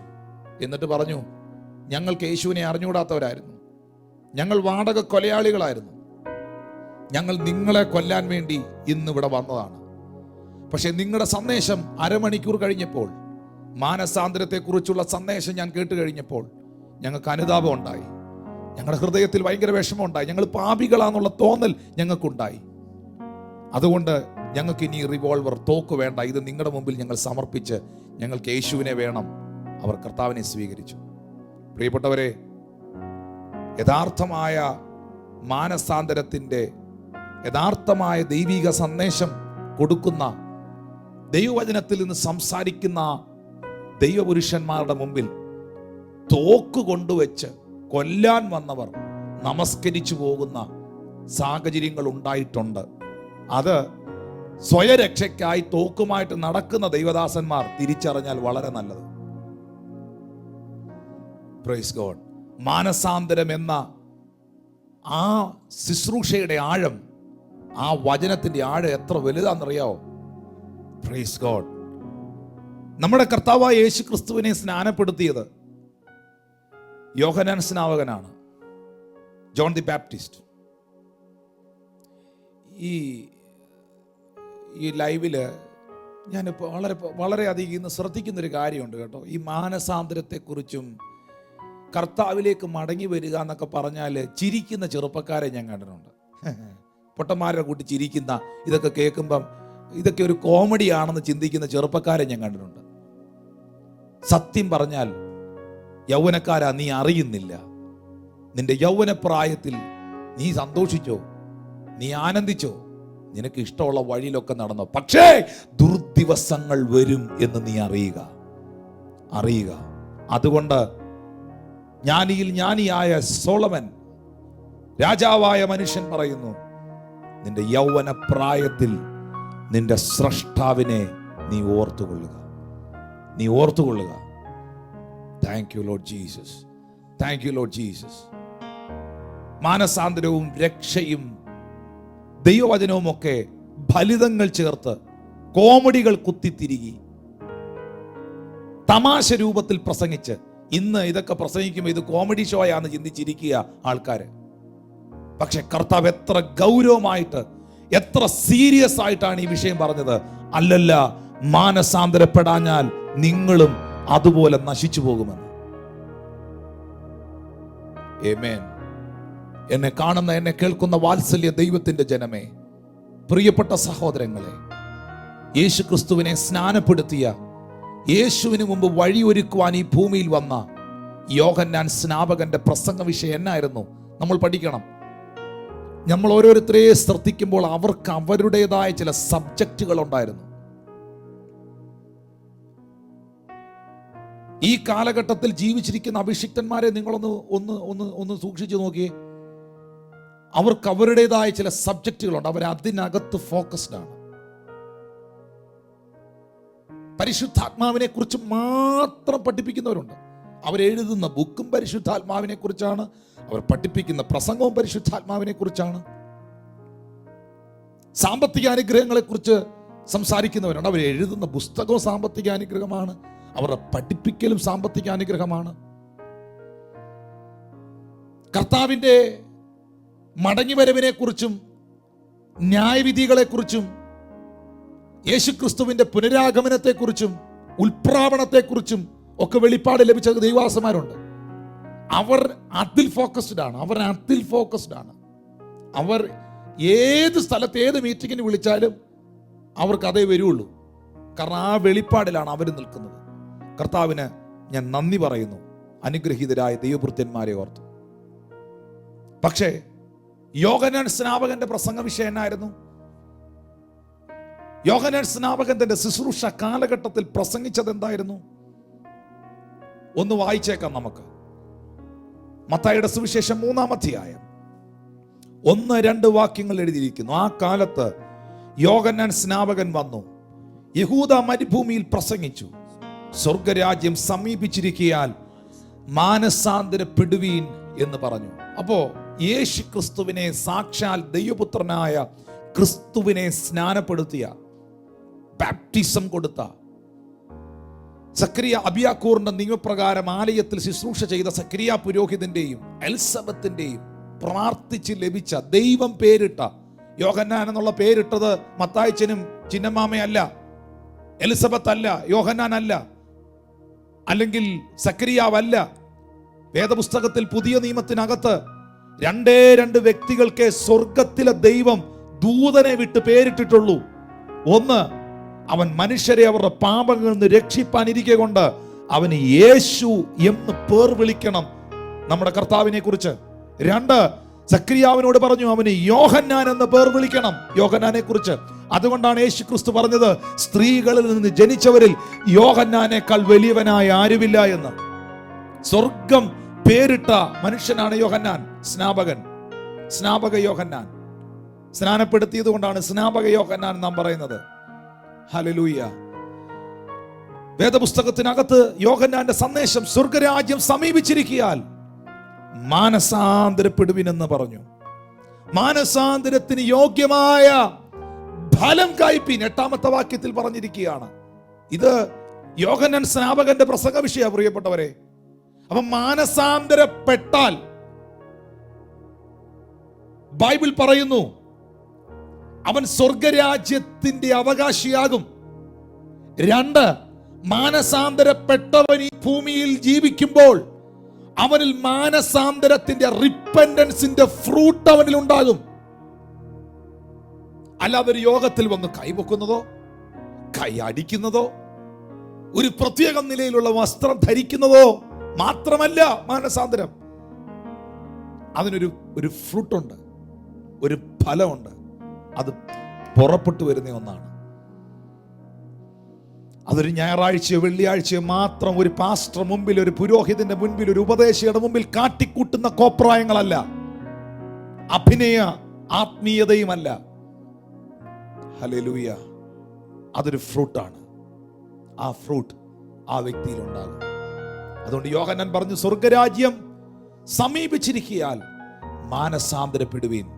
യോഹന്നാൻ വിളിച്ചതുപോലൊക്കെ ഇന്നത്തെ കാലഘട്ടത്തിൽ മാനസാന്തരപ്പെടാത്തവരെ വിളിച്ചാൽ ഒന്നും പറയാഞ്ഞ് തന്നെ നമ്മളെ ഉപദ്രവിക്കാൻ നിൽക്കുന്നൊരു സമൂഹമാണ് അല്ലേ.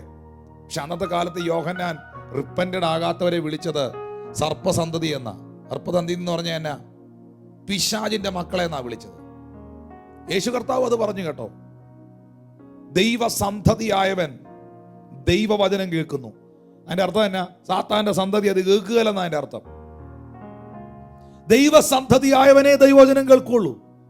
ദൈവസന്തതിയായവനെ ദൈവവചനം ഏറ്റെടുക്കുള്ളൂ. നമ്മളെ ഇരുട്ടിന്റെ അധികാരത്തിൽ നിന്ന് വിടുവിച്ച് സ്നേഹസ്വരൂപനായ പുത്രന്റെ രാജ്യത്തിൽ ഈ പിതാവ് നമ്മളെ ആക്കി വെച്ചെങ്കിൽ നീ വീണ്ടും സാത്താന്റെ സന്തതിയാകരുത്. Thank you Jesus, thank you Lord Jesus.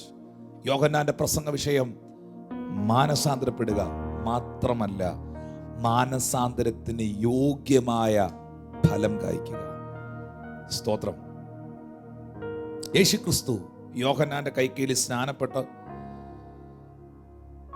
30-ാമത്തെ തിരുവയസ്സിൽ സ്വർഗം തുറന്ന് ഇവൻ എൻ്റെ പ്രിയപുത്രൻ, ഇവനിൽ ഞാൻ പ്രസാദിച്ചിരിക്കുന്നു എന്നുള്ള ദൈവശബ്ദം കേട്ട് പരിശുദ്ധാത്മാവ് പ്രാവന്ന രൂപേണ അവൻ്റെ മേൽ ഇറങ്ങി വന്നു. നമ്മുടെ കർത്താവ് ശുശ്രൂഷ തുടങ്ങി. എന്തുവായിരുന്നു യേശുവിൻ്റെ പ്രസംഗ വിഷയം? യോഹന്നാന്റെ പ്രസംഗ വിഷയം, യോഹന്നാൻ അങ്ങനെയൊക്കെ ആയിരുന്നു. പുള്ളിയെ കണ്ടാൽ തന്നെ അറിയാം.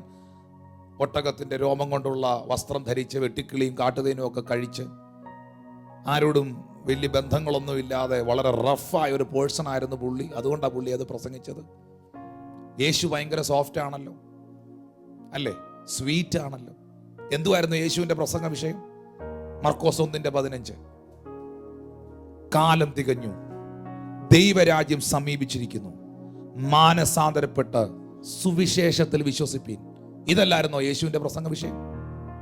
അപ്പൊ ഇതിനകത്ത് സോഫ്റ്റ്നെസ്സും റഫ്നെസ്സും എന്തെങ്കിലും പറഞ്ഞിട്ട് കാര്യമുണ്ടോ? സത്യം പറയണ്ടേ?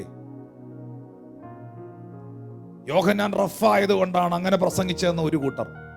യേശു സ്വീറ്റ് ആൻഡ് ബ്യൂട്ടിഫുൾ ആണല്ലോ. എന്തായിരുന്നു യേശുവിന്റെ സബ്ജക്റ്റ്? ദൈവരാജ്യം സമീപിച്ചിരിക്കുന്നു, മാനസാന്തരപ്പെട്ട് സുവിശേഷത്തിൽ വിശ്വസിപ്പീൻ. 12 എണ്ണത്തെ കർത്താവ് തെരഞ്ഞെടുത്ത് കേട്ടോ. കൂടെ നടക്കാൻ, കൂടെ ഇരിക്കാൻ, പ്രസംഗിക്കേണ്ടതിനയക്കാൻ, ഭൂതങ്ങളെ പുറത്താക്കാൻ, ദൈവരാജ്യത്തിന്റെ മർമ്മങ്ങളെ പ്രസ്താവിക്കാൻ. എന്തായിരുന്നു അവരുടെ സന്ദേശം? മർക്കോസ് സുവിശേഷം 6-ാം അധ്യായത്തിന്റെ 12-13 വാക്യങ്ങൾ വായിക്കുമ്പം ശിഷ്യന്മാരെ കുറിച്ച് പറയുന്നു, അങ്ങനെ അവർ പുറപ്പെട്ട് മാനസാന്തരപ്പെടണം എന്ന് പ്രസംഗിച്ചു. പച്ച മലയാളത്തിൽ എഴുതിയിട്ടുണ്ട് പ്രസംഗിച്ചെന്ന്. എന്ത് പ്രസംഗിച്ചു? മാനസാന്തരപ്പെടണമെന്ന്. ഇപ്പൊ എന്തുവാ ഇന്നത്തെ ലൈവിൽ പ്രസംഗിച്ചുകൊണ്ടിരിക്കുന്നേ? നമുക്ക് ഇഷ്ടപ്പെടുകയില്ലെന്നറിയാം. പക്ഷെ അപ്പോസ്തലന്മാരെന്താ പ്രസംഗിച്ചേ? യേശു എന്താ പ്രസംഗിച്ചേ? ന്യായപ്രമാണത്തിന്റെ ഒടുവിലത്തെ അധ്യായമായ ഒടുവിലത്തെ കണ്ണിയായ യോഹന്നാൻ എന്താ പ്രസംഗിച്ചേ? And they went out and preached that men should repent. The men should repent. മാനസാന്തരപ്പെടണമെന്ന് അവർ പ്രസംഗിച്ചു. അപ്പൊ നമ്മൾ കരുതും കർത്താവിന്റെ കൂടെ നടന്നപ്പോൾ ഉള്ള ആ ഒരു യേശുവിന്റെ പ്രസംഗമൊക്കെ കേട്ട് ആ ഒരു ആവേശത്തിലായിരിക്കും ശിഷ്യന്മാരത് പ്രസംഗിച്ചതെന്ന്. നോ. നമ്മുടെ കർത്താവ് സ്വർഗാരോഹണം ചെയ്ത് വാഗ്ദത്ത വിഷയമായി പരിശുദ്ധാത്മാവിനെ ശിഷ്യഗണങ്ങളുടെ മേൽ പകർന്നു. പത്രോസ് ആദിമസഭയിൽ, എൻ്റെ ഭാഷയിൽ പറഞ്ഞാൽ ആദിമസഭയിൽ ആദ്യത്തെ യോഗത്തിൽ എന്താ പ്രസംഗിച്ചത്? അപ്പോസ്തല പ്രവൃത്തി 2:38 പത്രോസ് അവരോട്, നിങ്ങൾ മാനസാന്തരപ്പെട്ട് നിങ്ങളുടെ പാപമോചനത്തിനായി ഓരോരുത്തരും യേശുക്രിസ്തുവിന്റെ നാമത്തിൽ സ്നാനമേൽപ്പീൻ, എന്നാൽ പരിശുദ്ധാത്മാവെന്ന ദാനം ലഭിക്കും. യേശുവിന്റെ സ്വർഗാരോഹണത്തിന് ശേഷം പരിശുദ്ധാത്മാവിനെ പിതാവായ ദൈവത്തിൽ നിന്ന് പുത്രൻ വാങ്ങി ആ വാഗ്ദത്തത്തെ അയച്ചു നൽകുമ്പോഴും അത് സ്വീകരിച്ച് ശുശ്രൂഷയുടെ നിയോഗത്തിൽ നിൽക്കുന്ന ശിഷ്യഗണങ്ങളുടെ പ്രസംഗവും മറ്റൊന്നല്ലായിരുന്നു. എന്നാൽ എന്തുകൊണ്ടോ എങ്ങനെയോ അന്യപ്പെട്ടുപോയി സഭകളിൽ നിന്നും, സംസ്ഥാനങ്ങളിൽ നിന്നും, വ്യക്തികളിൽ നിന്നും, വേദികളിൽ നിന്നും ഈ സന്ദേശങ്ങളൊക്കെ. പക്ഷേ ബൈബിളിൽ ഒരു വാക്യമുണ്ട്, നീ ഏതിൽ വീണിരിക്കുന്നു എന്നോർത്ത് നീ മടങ്ങി വരിക, നീ മടങ്ങി വരിക. Come on, let us return to the Lord. കർത്താവിലേക്ക് തിരിച്ചു വരിക. ദൈവദാസന്മാരെ, ഈ തലമുറയിൽ, ഈ പുതിയ തലമുറയിൽ, ഈ കാലഘട്ടത്തിൽ നിൽക്കുന്ന യൗവനക്കാരായ ദൈവപുരുഷന്മാരെ, ഒരു എളിയ സഹോദരൻ എന്ന നിലയിൽ ഞാൻ നിങ്ങളെ ഈ സന്ദേശം അറിയിക്കുന്നു. സ്നാപക യോഹന്നാന്റെ സന്ദേശം മാനസാന്തരം. സാക്ഷാൽ ദൈവപുത്രനായ ക്രിസ്തുവിന് കൊടുക്കാനുള്ള സന്ദേശം മാനസാന്തരം. അവന്റെ ഒപ്പം നടന്ന ശിഷ്യഗണങ്ങൾക്ക് പ്രസംഗിക്കാനുള്ള സന്ദേശം മാനസാന്തരം. എന്താണ് ഈ സബ്ജക്റ്റിന് ഇത്ര പ്രാധാന്യത? അല്ലല്ല, മാനസാന്തരപ്പെടാതിരുന്നാൽ നിങ്ങൾ നശിച്ചു പോകും. പാപത്തിൽ ജീവിക്കുന്നവനെ നിങ്ങൾ നശിച്ചു പോകും. നിങ്ങൾ നശിച്ചു പോകാൻ ദൈവം ആഗ്രഹിക്കുന്നില്ല. ഇന്ന് നമ്മൾ കാണുന്ന ഈ ജഡ്ജ്മെന്റുകളെല്ലാം നമ്മൾ നേരത്തെ കണ്ടു, വായിച്ചു ആമോസിന്റെ പുസ്തകത്തിൽ നിന്ന്. മുഴുവൻ കാര്യങ്ങളും ഞാൻ ഉറപ്പായി വിശ്വസിക്കുന്നു, മനുഷ്യൻ ചെയ്ത പ്രവൃത്തികളുടെ അനന്തര ഫലങ്ങൾ അവൻ സ്വീകരിച്ചുകൊണ്ടിരിക്കുകയാണ്. ശരിക്കും ഈ ഭൂമി പോലും അടുത്തു. ഞാൻ കഴിഞ്ഞ ദിവസം റിപ്പോർട്ട് ഇങ്ങനെ കണ്ടു. ഇപ്പൊ അന്തരീക്ഷമൊക്കെ തെളിഞ്ഞു. ഡൽഹിയിലൊന്നും പൊടിയില്ല, പല സ്ഥലങ്ങളിലും ബുദ്ധിമുട്ടില്ല. വൃക്ഷങ്ങളുടെയും മരങ്ങളുടെയൊക്കെ നല്ല ഇലകളെല്ലാം പച്ചിച്ചു, തളിർത്തു. പ്രകൃതിക്ക് പോലും ശാന്തതയുണ്ടായി. സൂയസ് കനാലിൽ അതിന്റെ ഒരു പിക്ചർ നാസ പുറത്തു വിട്ടത്, അതിന്റെ വെള്ളം തെളിഞ്ഞു. ജലങ്ങളിൽ ഇപ്പോ ഫാക്ടറികളിൽ അഴുക്കില്ല, പുകയില്ല, പൊല്യൂഷൻ ഇല്ല, പൊടിപടലങ്ങളില്ല. ഭൂമിയെ ഉപദ്രവിച്ചുകൊണ്ടിരുന്ന അതിനെ ഉപദ്രവിച്ചുകൊണ്ടിരുന്ന അതും തിരിച്ചു ചോദിച്ചു ഒരു റെസ്റ്റ്, ഒരു റെസ്റ്റോറേഷൻ. ഭൂമി പോലും ഒരു റെസ്റ്റോറേഷന് വേണ്ടി ഏൽപ്പിച്ചു കൊടുത്തു. കഴിഞ്ഞ ദിവസം ഒരു കർത്തൃദാസനോട് സംസാരിച്ചപ്പോൾ ആ ദൈവപുരുഷൻ എന്നോട് പറഞ്ഞൊരു വാക്കുണ്ട്: ദൈവം ഈ ഭൂമിയെ, മനുഷ്യനെ എല്ലാം റീസെറ്റ് ചെയ്യുകയാണ്. പക്ഷേ ഈ സമയത്ത് എന്നെ റീസെറ്റ് ചെയ്യാൻ ആരും ഇങ്ങോട്ട് വരണ്ട എന്ന് പറയുന്ന ആരെങ്കിലും ഉണ്ടെങ്കിൽ, നിന്റെ മുഖത്ത് നോക്കി ഞാൻ പറയുന്നു, നീ നശിച്ചു പോകും.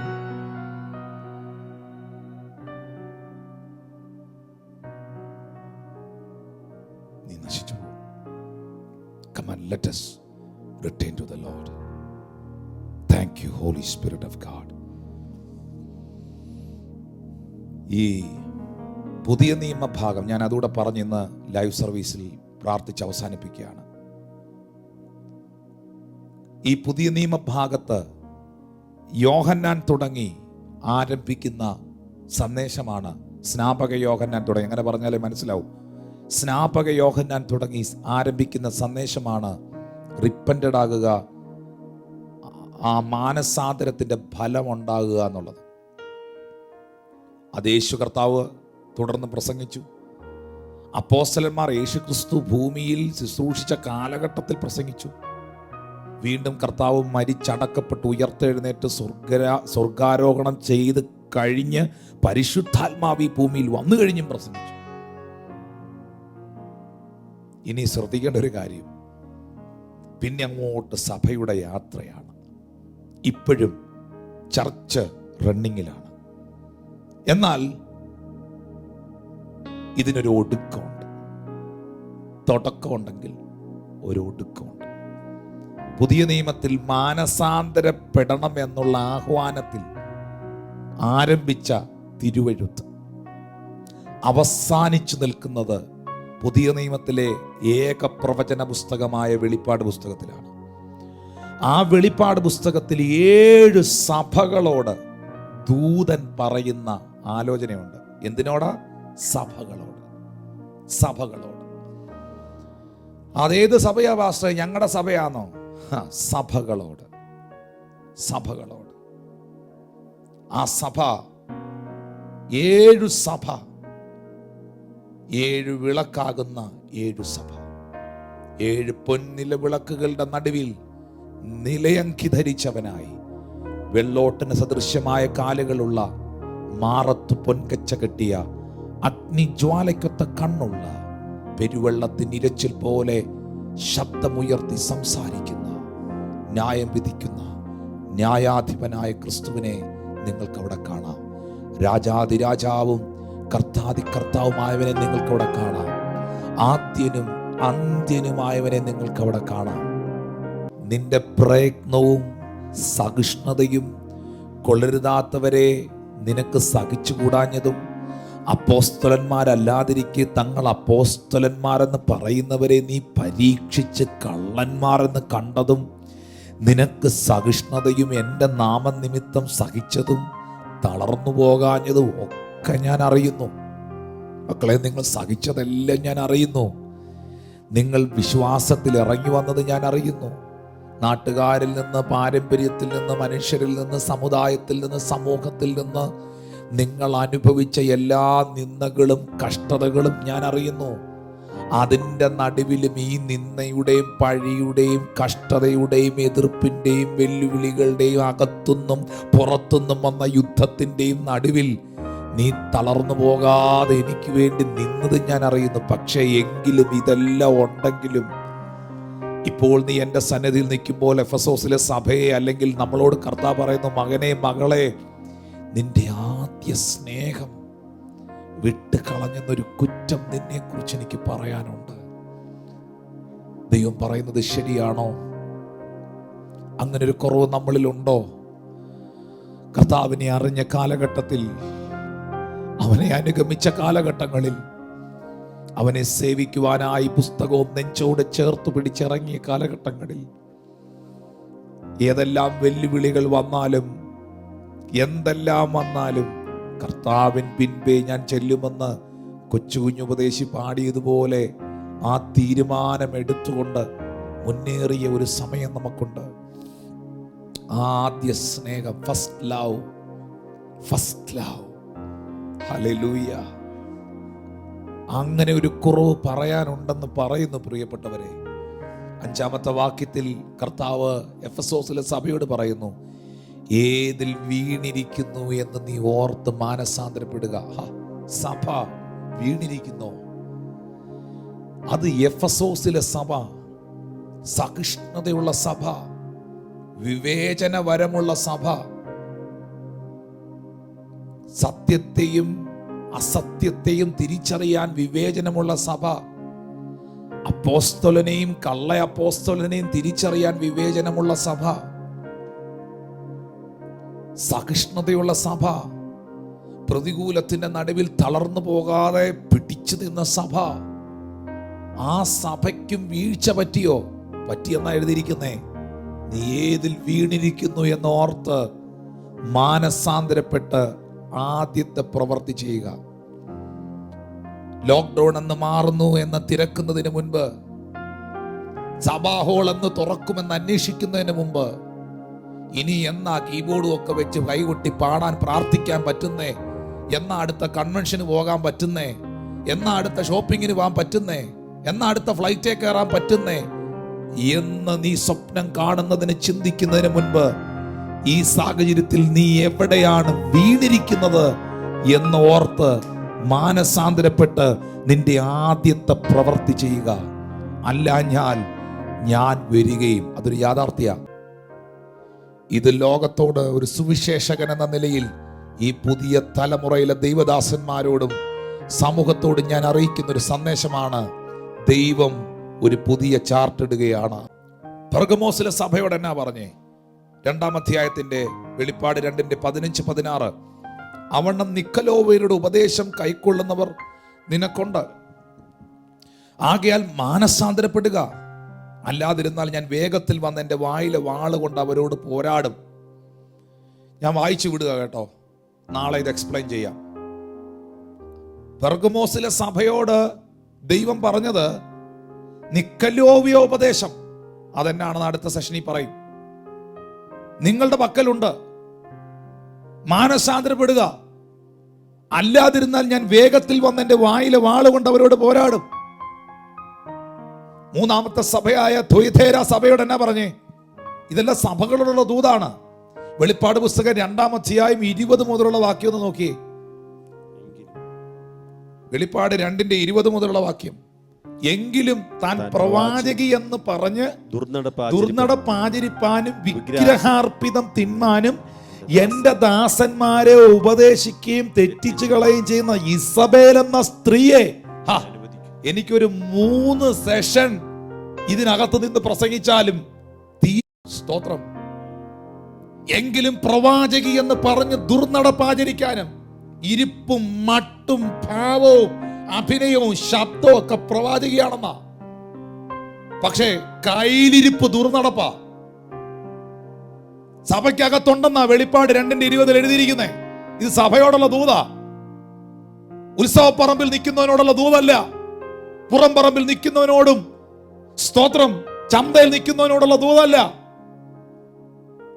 വിഗ്രഹാർപ്പിതം തിന്നാനും എന്റെ ദാസന്മാരെ ഉപദേശിക്കുകയും സഭയിലെ ദൈവദാസന്മാരെക്കാളും സഭയെ നടത്താൻ ദൈവം വെച്ചിരിക്കുന്ന ആളുകളെക്കാളും ഓവർടേക്ക് ചെയ്ത് ഹെഡ് ചെയ്ത് കയറുന്ന ഒരു അമ്മാമ്മ, അങ്ങനെ വേണം പറയാൻ.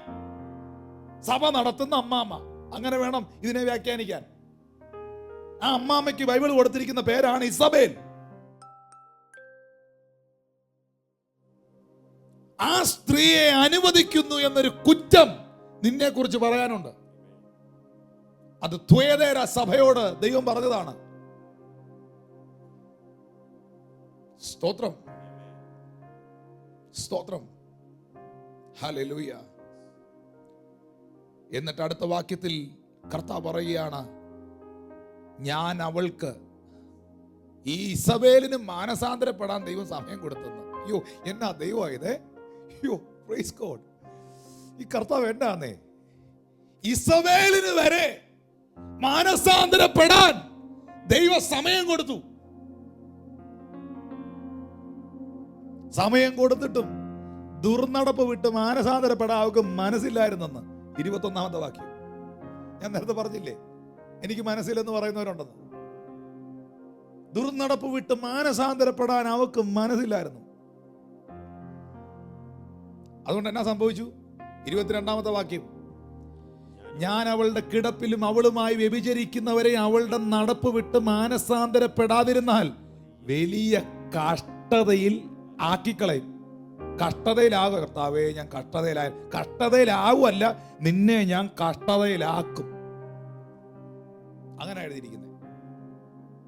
ഒത്തിരി കഷ്ടപ്പെടേണ്ടി വരും മാനസാന്തരപ്പെടാത്തവർ. ബൈബിളിൽ ഇല്ലാത്ത കാര്യം ടിനു ജോർജ് ഇന്ന് പകൽ പ്രസംഗിക്കുന്നെങ്കിൽ നിങ്ങൾക്ക് എന്നെ തിരുത്താം, അല്ലെ നിങ്ങൾ തിരുത്തപ്പെടുക.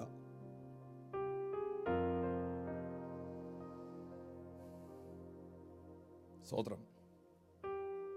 ഞാൻ എക്സ്പ്ലെയിൻ ചെയ്യുന്ന ആളെ കേട്ടോ, കാണുമല്ലോ ഓൺലൈനിൽ. സർദീസിലെ സഭയോട് എന്നാ പറഞ്ഞേ? വെളിപ്പാട് 3:2-3 വാക്യങ്ങൾ. സർദീസിലെ സഭയോട് ദൈവം പറഞ്ഞത്, ഉണർന്നുകൊള്ളുക, ചാവാറായ ശേഷിപ്പുകളെ ശക്തീകരിക്കുക.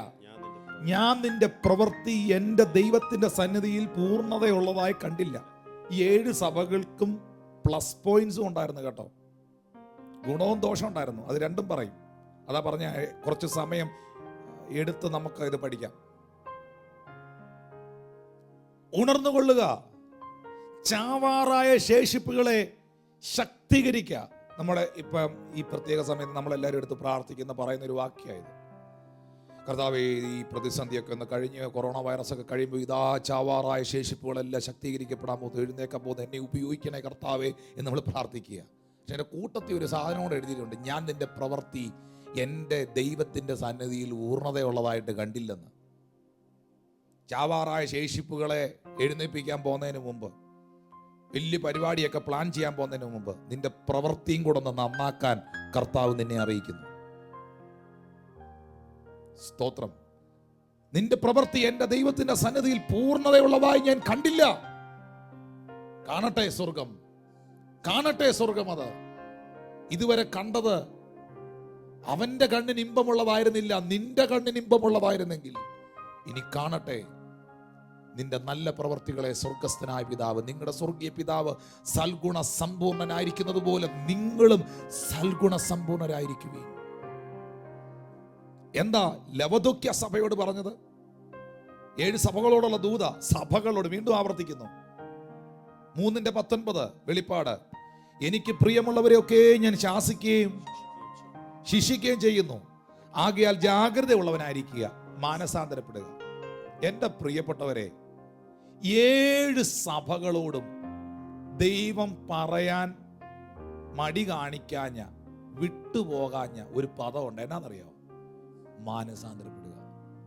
ഇത് 7 സഭയോടും പറഞ്ഞു. എഫെസോസിലെ സഭയോടും പറഞ്ഞു, പെർഗമോസിലെ സഭയോടും പറഞ്ഞു, തുയഥേരയിലെ സഭയോടും പറഞ്ഞു, സർദീസിലെ സഭയോടും പറഞ്ഞു, ലവദോക്യയിലെ സഭയോടും പറഞ്ഞു. 7 സഭയോടും ഈ ദൂത് കർത്താവ് അറിയിച്ചു. Repent, repent, repent, repent. അത് ദൈവം നല്ലവനല്ലാഞ്ഞിട്ടല്ല, ദൈവം നല്ലവനായതുകൊണ്ടാണ്. നാം നശിച്ചു പോകുന്നത് കാണാൻ ദൈവം ആഗ്രഹിക്കുന്നില്ല. സത്യമാണ്, ഒരു കോടതിയും വിധിക്കുന്ന ഒരു ജഡ്ജിയും സത്യം പറഞ്ഞാൽ അവരുടെ മനസ്സാക്ഷിയിൽ അവരോട് ചോദിച്ചാൽ അവർ പറയും, ഞങ്ങൾ ആരെയും തൂക്കിക്കൊല്ലാൻ വിധിക്കാൻ ആഗ്രഹിക്കുന്നില്ല. പക്ഷേ ചെയ്ത പ്രവൃത്തികളുടെ അടിസ്ഥാനത്തിൽ, ചെയ്തു കൂട്ടിയ ക്രൂരതകളുടെ അടിസ്ഥാനത്തിൽ രാജ്യം വെച്ചിരിക്കുന്ന നിയമം ഇതേ ഉള്ളൂ. പക്ഷേ അതല്ല ഞങ്ങളുടെ മനസ്സിലുള്ളത്. ആക്ച്വലി ഇവനെങ്ങനെങ്കിലും ഒരു വിടുതൽ ഉണ്ടാകണമെന്ന്. പക്ഷെ അവൻ ചെയ്ത പ്രവൃത്തി തിരിച്ചും മറിച്ചും ലെഫ്റ്റും റൈറ്റും വെസ്റ്റും സൗത്തും എല്ലാം നോക്കിയിട്ടും ഒരു നീതിയും അവനിൽ കാണുന്നില്ല. ഹല്ലേലൂയ. അതുകൊണ്ട് പ്രിയപ്പെട്ടവരെ, ഞാൻ നിങ്ങളോട് പറയുന്നു, ജാഗ്രതയുള്ളവരായിരിക്കുക. നമ്മളെല്ലാവരും ഒന്ന് കേൾക്കുന്ന ഒരു സംഭവമല്ലേ ഇത്?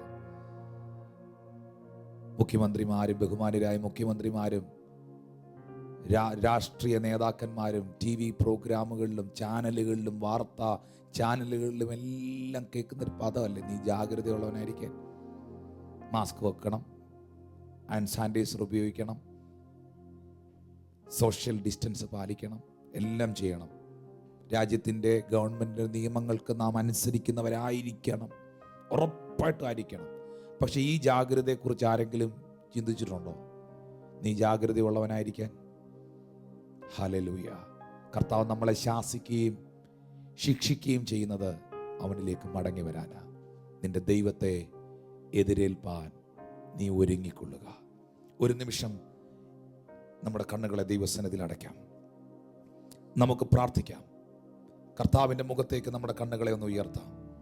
ഓ താങ്ക് യു ലോർഡ് ജീസസ്. അതിരങ്ങളെ തുറന്ന് പ്രാർത്ഥിക്കാനായിട്ട് തുടങ്ങിയാട്ടെ. ടിനു പാസ്റ്റർ പ്രേരിപ്പിച്ചിട്ടോ പറഞ്ഞിട്ടോ അല്ല, കേട്ട തിരുവെഴുത്തിൻ്റെ മുൻപിൽ പ്രാർത്ഥിക്കാനായിട്ട് ആരംഭിച്ചാട്ടെ. ദൈവമുഖത്തേക്ക് നോക്കിയാട്ടെ. Thank you Jesus, thank you Jesus, thank you Jesus. ഈ മെസ്സേജ് കേട്ടുകൊണ്ടിരിക്കുമ്പോൾ കർത്താവെ എന്നെ തന്നെ ഏൽപ്പിക്കുന്നു എന്ന് പറയുവാൻ എത്ര പേർ തയ്യാറാകും? Thank you Lord Jesus. എന്നെ തന്നെ സമർപ്പിക്കുന്നു എന്ന് പറയാൻ എത്ര പേർ തയ്യാറാകും? എഫെസോസിലെ സഭയോട് കർത്താവ് പറഞ്ഞ പോലെ ആദ്യ സ്നേഹം നഷ്ടപ്പെട്ടു പോയൊരു കുറവ് അവിടുന്ന് എന്നെ കുറിച്ച് പറയാനുണ്ടെങ്കിൽ ഇന്ന് പകലിനെ നിന്റെ കരങ്ങളിലേക്ക് തന്നിരിക്കുന്നു. ഞാൻ ഏതിൽ വീണിരിക്കുന്നു എന്നോർത്ത്, എവിടേക്കോ വീണിട്ടുണ്ട്, ഞാൻ ഏതിൽ വീണിരിക്കുന്നു എന്നോർത്ത് അനുദപിക്കുക. Thank you Jesus. പെർഗമോസിലെ സഭയുടെ കർത്താവ് പറയുന്നു, നിക്കലോവ്യ ഉപദേശങ്ങളെ വിട്ട് മാനസാന്തരപ്പെടുക. എൻ്റെ കയ്യിൽ സ്നേഹത്തിൻ്റെ പൂക്കൾ മാത്രമല്ല, എൻ്റെ വായിൽ ഒരു വാളുണ്ട്, അതിനെ നീ ഭയപ്പെടുക. ത്വയ്തേര സഭയോട് പറയുന്നു, ഞാൻ നിനക്ക് സമയം തന്നിട്ടും, മക്കളെ ഇന്ന് കർത്താവ് പറയുന്നു, നിനക്ക് സമയം തന്നിരിക്കുക. പ്രാർത്ഥിക്കാൻ, ഉപവസടങ്ങി വരാൻ, തീരുമാനങ്ങൾ എടുക്കാൻ സമയം തന്നിരിക്കുക. ഞാൻ നിനക്ക് സമയം തന്നിട്ടും ദുർനടപ്പ് വിട്ട് മാനസാന്തരപ്പെട്ടില്ല. സർദീസിലെ സഭയോട് പറയുന്നു, നീ പ്രാപിക്കുകയും കേൾക്കുകയും ചെയ്തത് എങ്ങനെയെന്ന് ഓർത്തത് കാത്തുകൊള്ളുകയും. കേട്ടതും സഭയെ എൽഷദായി ചർച്ചിനോട് ഈ സഭയുടെ ശുശ്രൂഷകൻ എന്ന് പറയുന്നു, നിങ്ങൾ കേട്ടതും പഠിച്ചതും പ്രാപിച്ചതും ഓർത്ത് കരുതി അതിനെ സൂക്ഷിക്കുക. റിപ്പന്റഡ് ആകുക. ലവദോക്യ സഭയോട് പറയുന്നു, എനിക്ക് സ്നേഹമുള്ളവരെ ഞാൻ ശാസിക്കും, അവരെ ശിക്ഷിക്കും. നീ ജാഗ്രതയുള്ളവനായിരിക്കുക. നിന്റെ ദൈവത്തെ എതിരേൽപ്പാൻ ഒരുങ്ങിക്കൊള്ളുക. എനിക്കായി ചിന്തി നിൻ രക്തം. അവനെ ഫേസ് ചെയ്യാൻ ഞാൻ തയ്യാറാകുകയാണ്. എന്നെ അതിനായിട്ട് അവൻ ഒരുക്കുകയാണ്.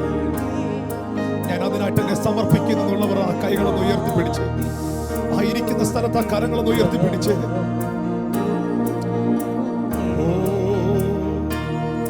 എനിക്കായി ചിന്തി നിൻ രക്തം, ഇല്ലല്ലാത്തൊരു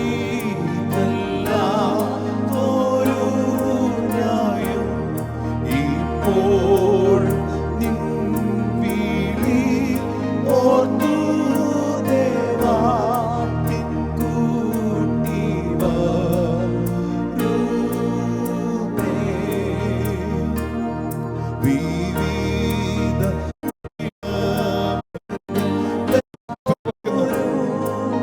നിന്റെ ദൈവത്തെ എതിരേൽപ്പാൻ നീ ഒരുങ്ങിക്കൊള്ളുക. രക്ഷിക്കപ്പെടാത്തവർ എന്നെ കേൾക്കുന്നെങ്കിൽ നിനക്ക് വേണ്ടി രക്തം ചിന്തിയ കർത്താവ് നിന്നെ വിളിക്കുകയാണ്. നിന്റെ ഹൃദയം കർത്താവിന് വേണ്ടി കൊടുക്കുമോ?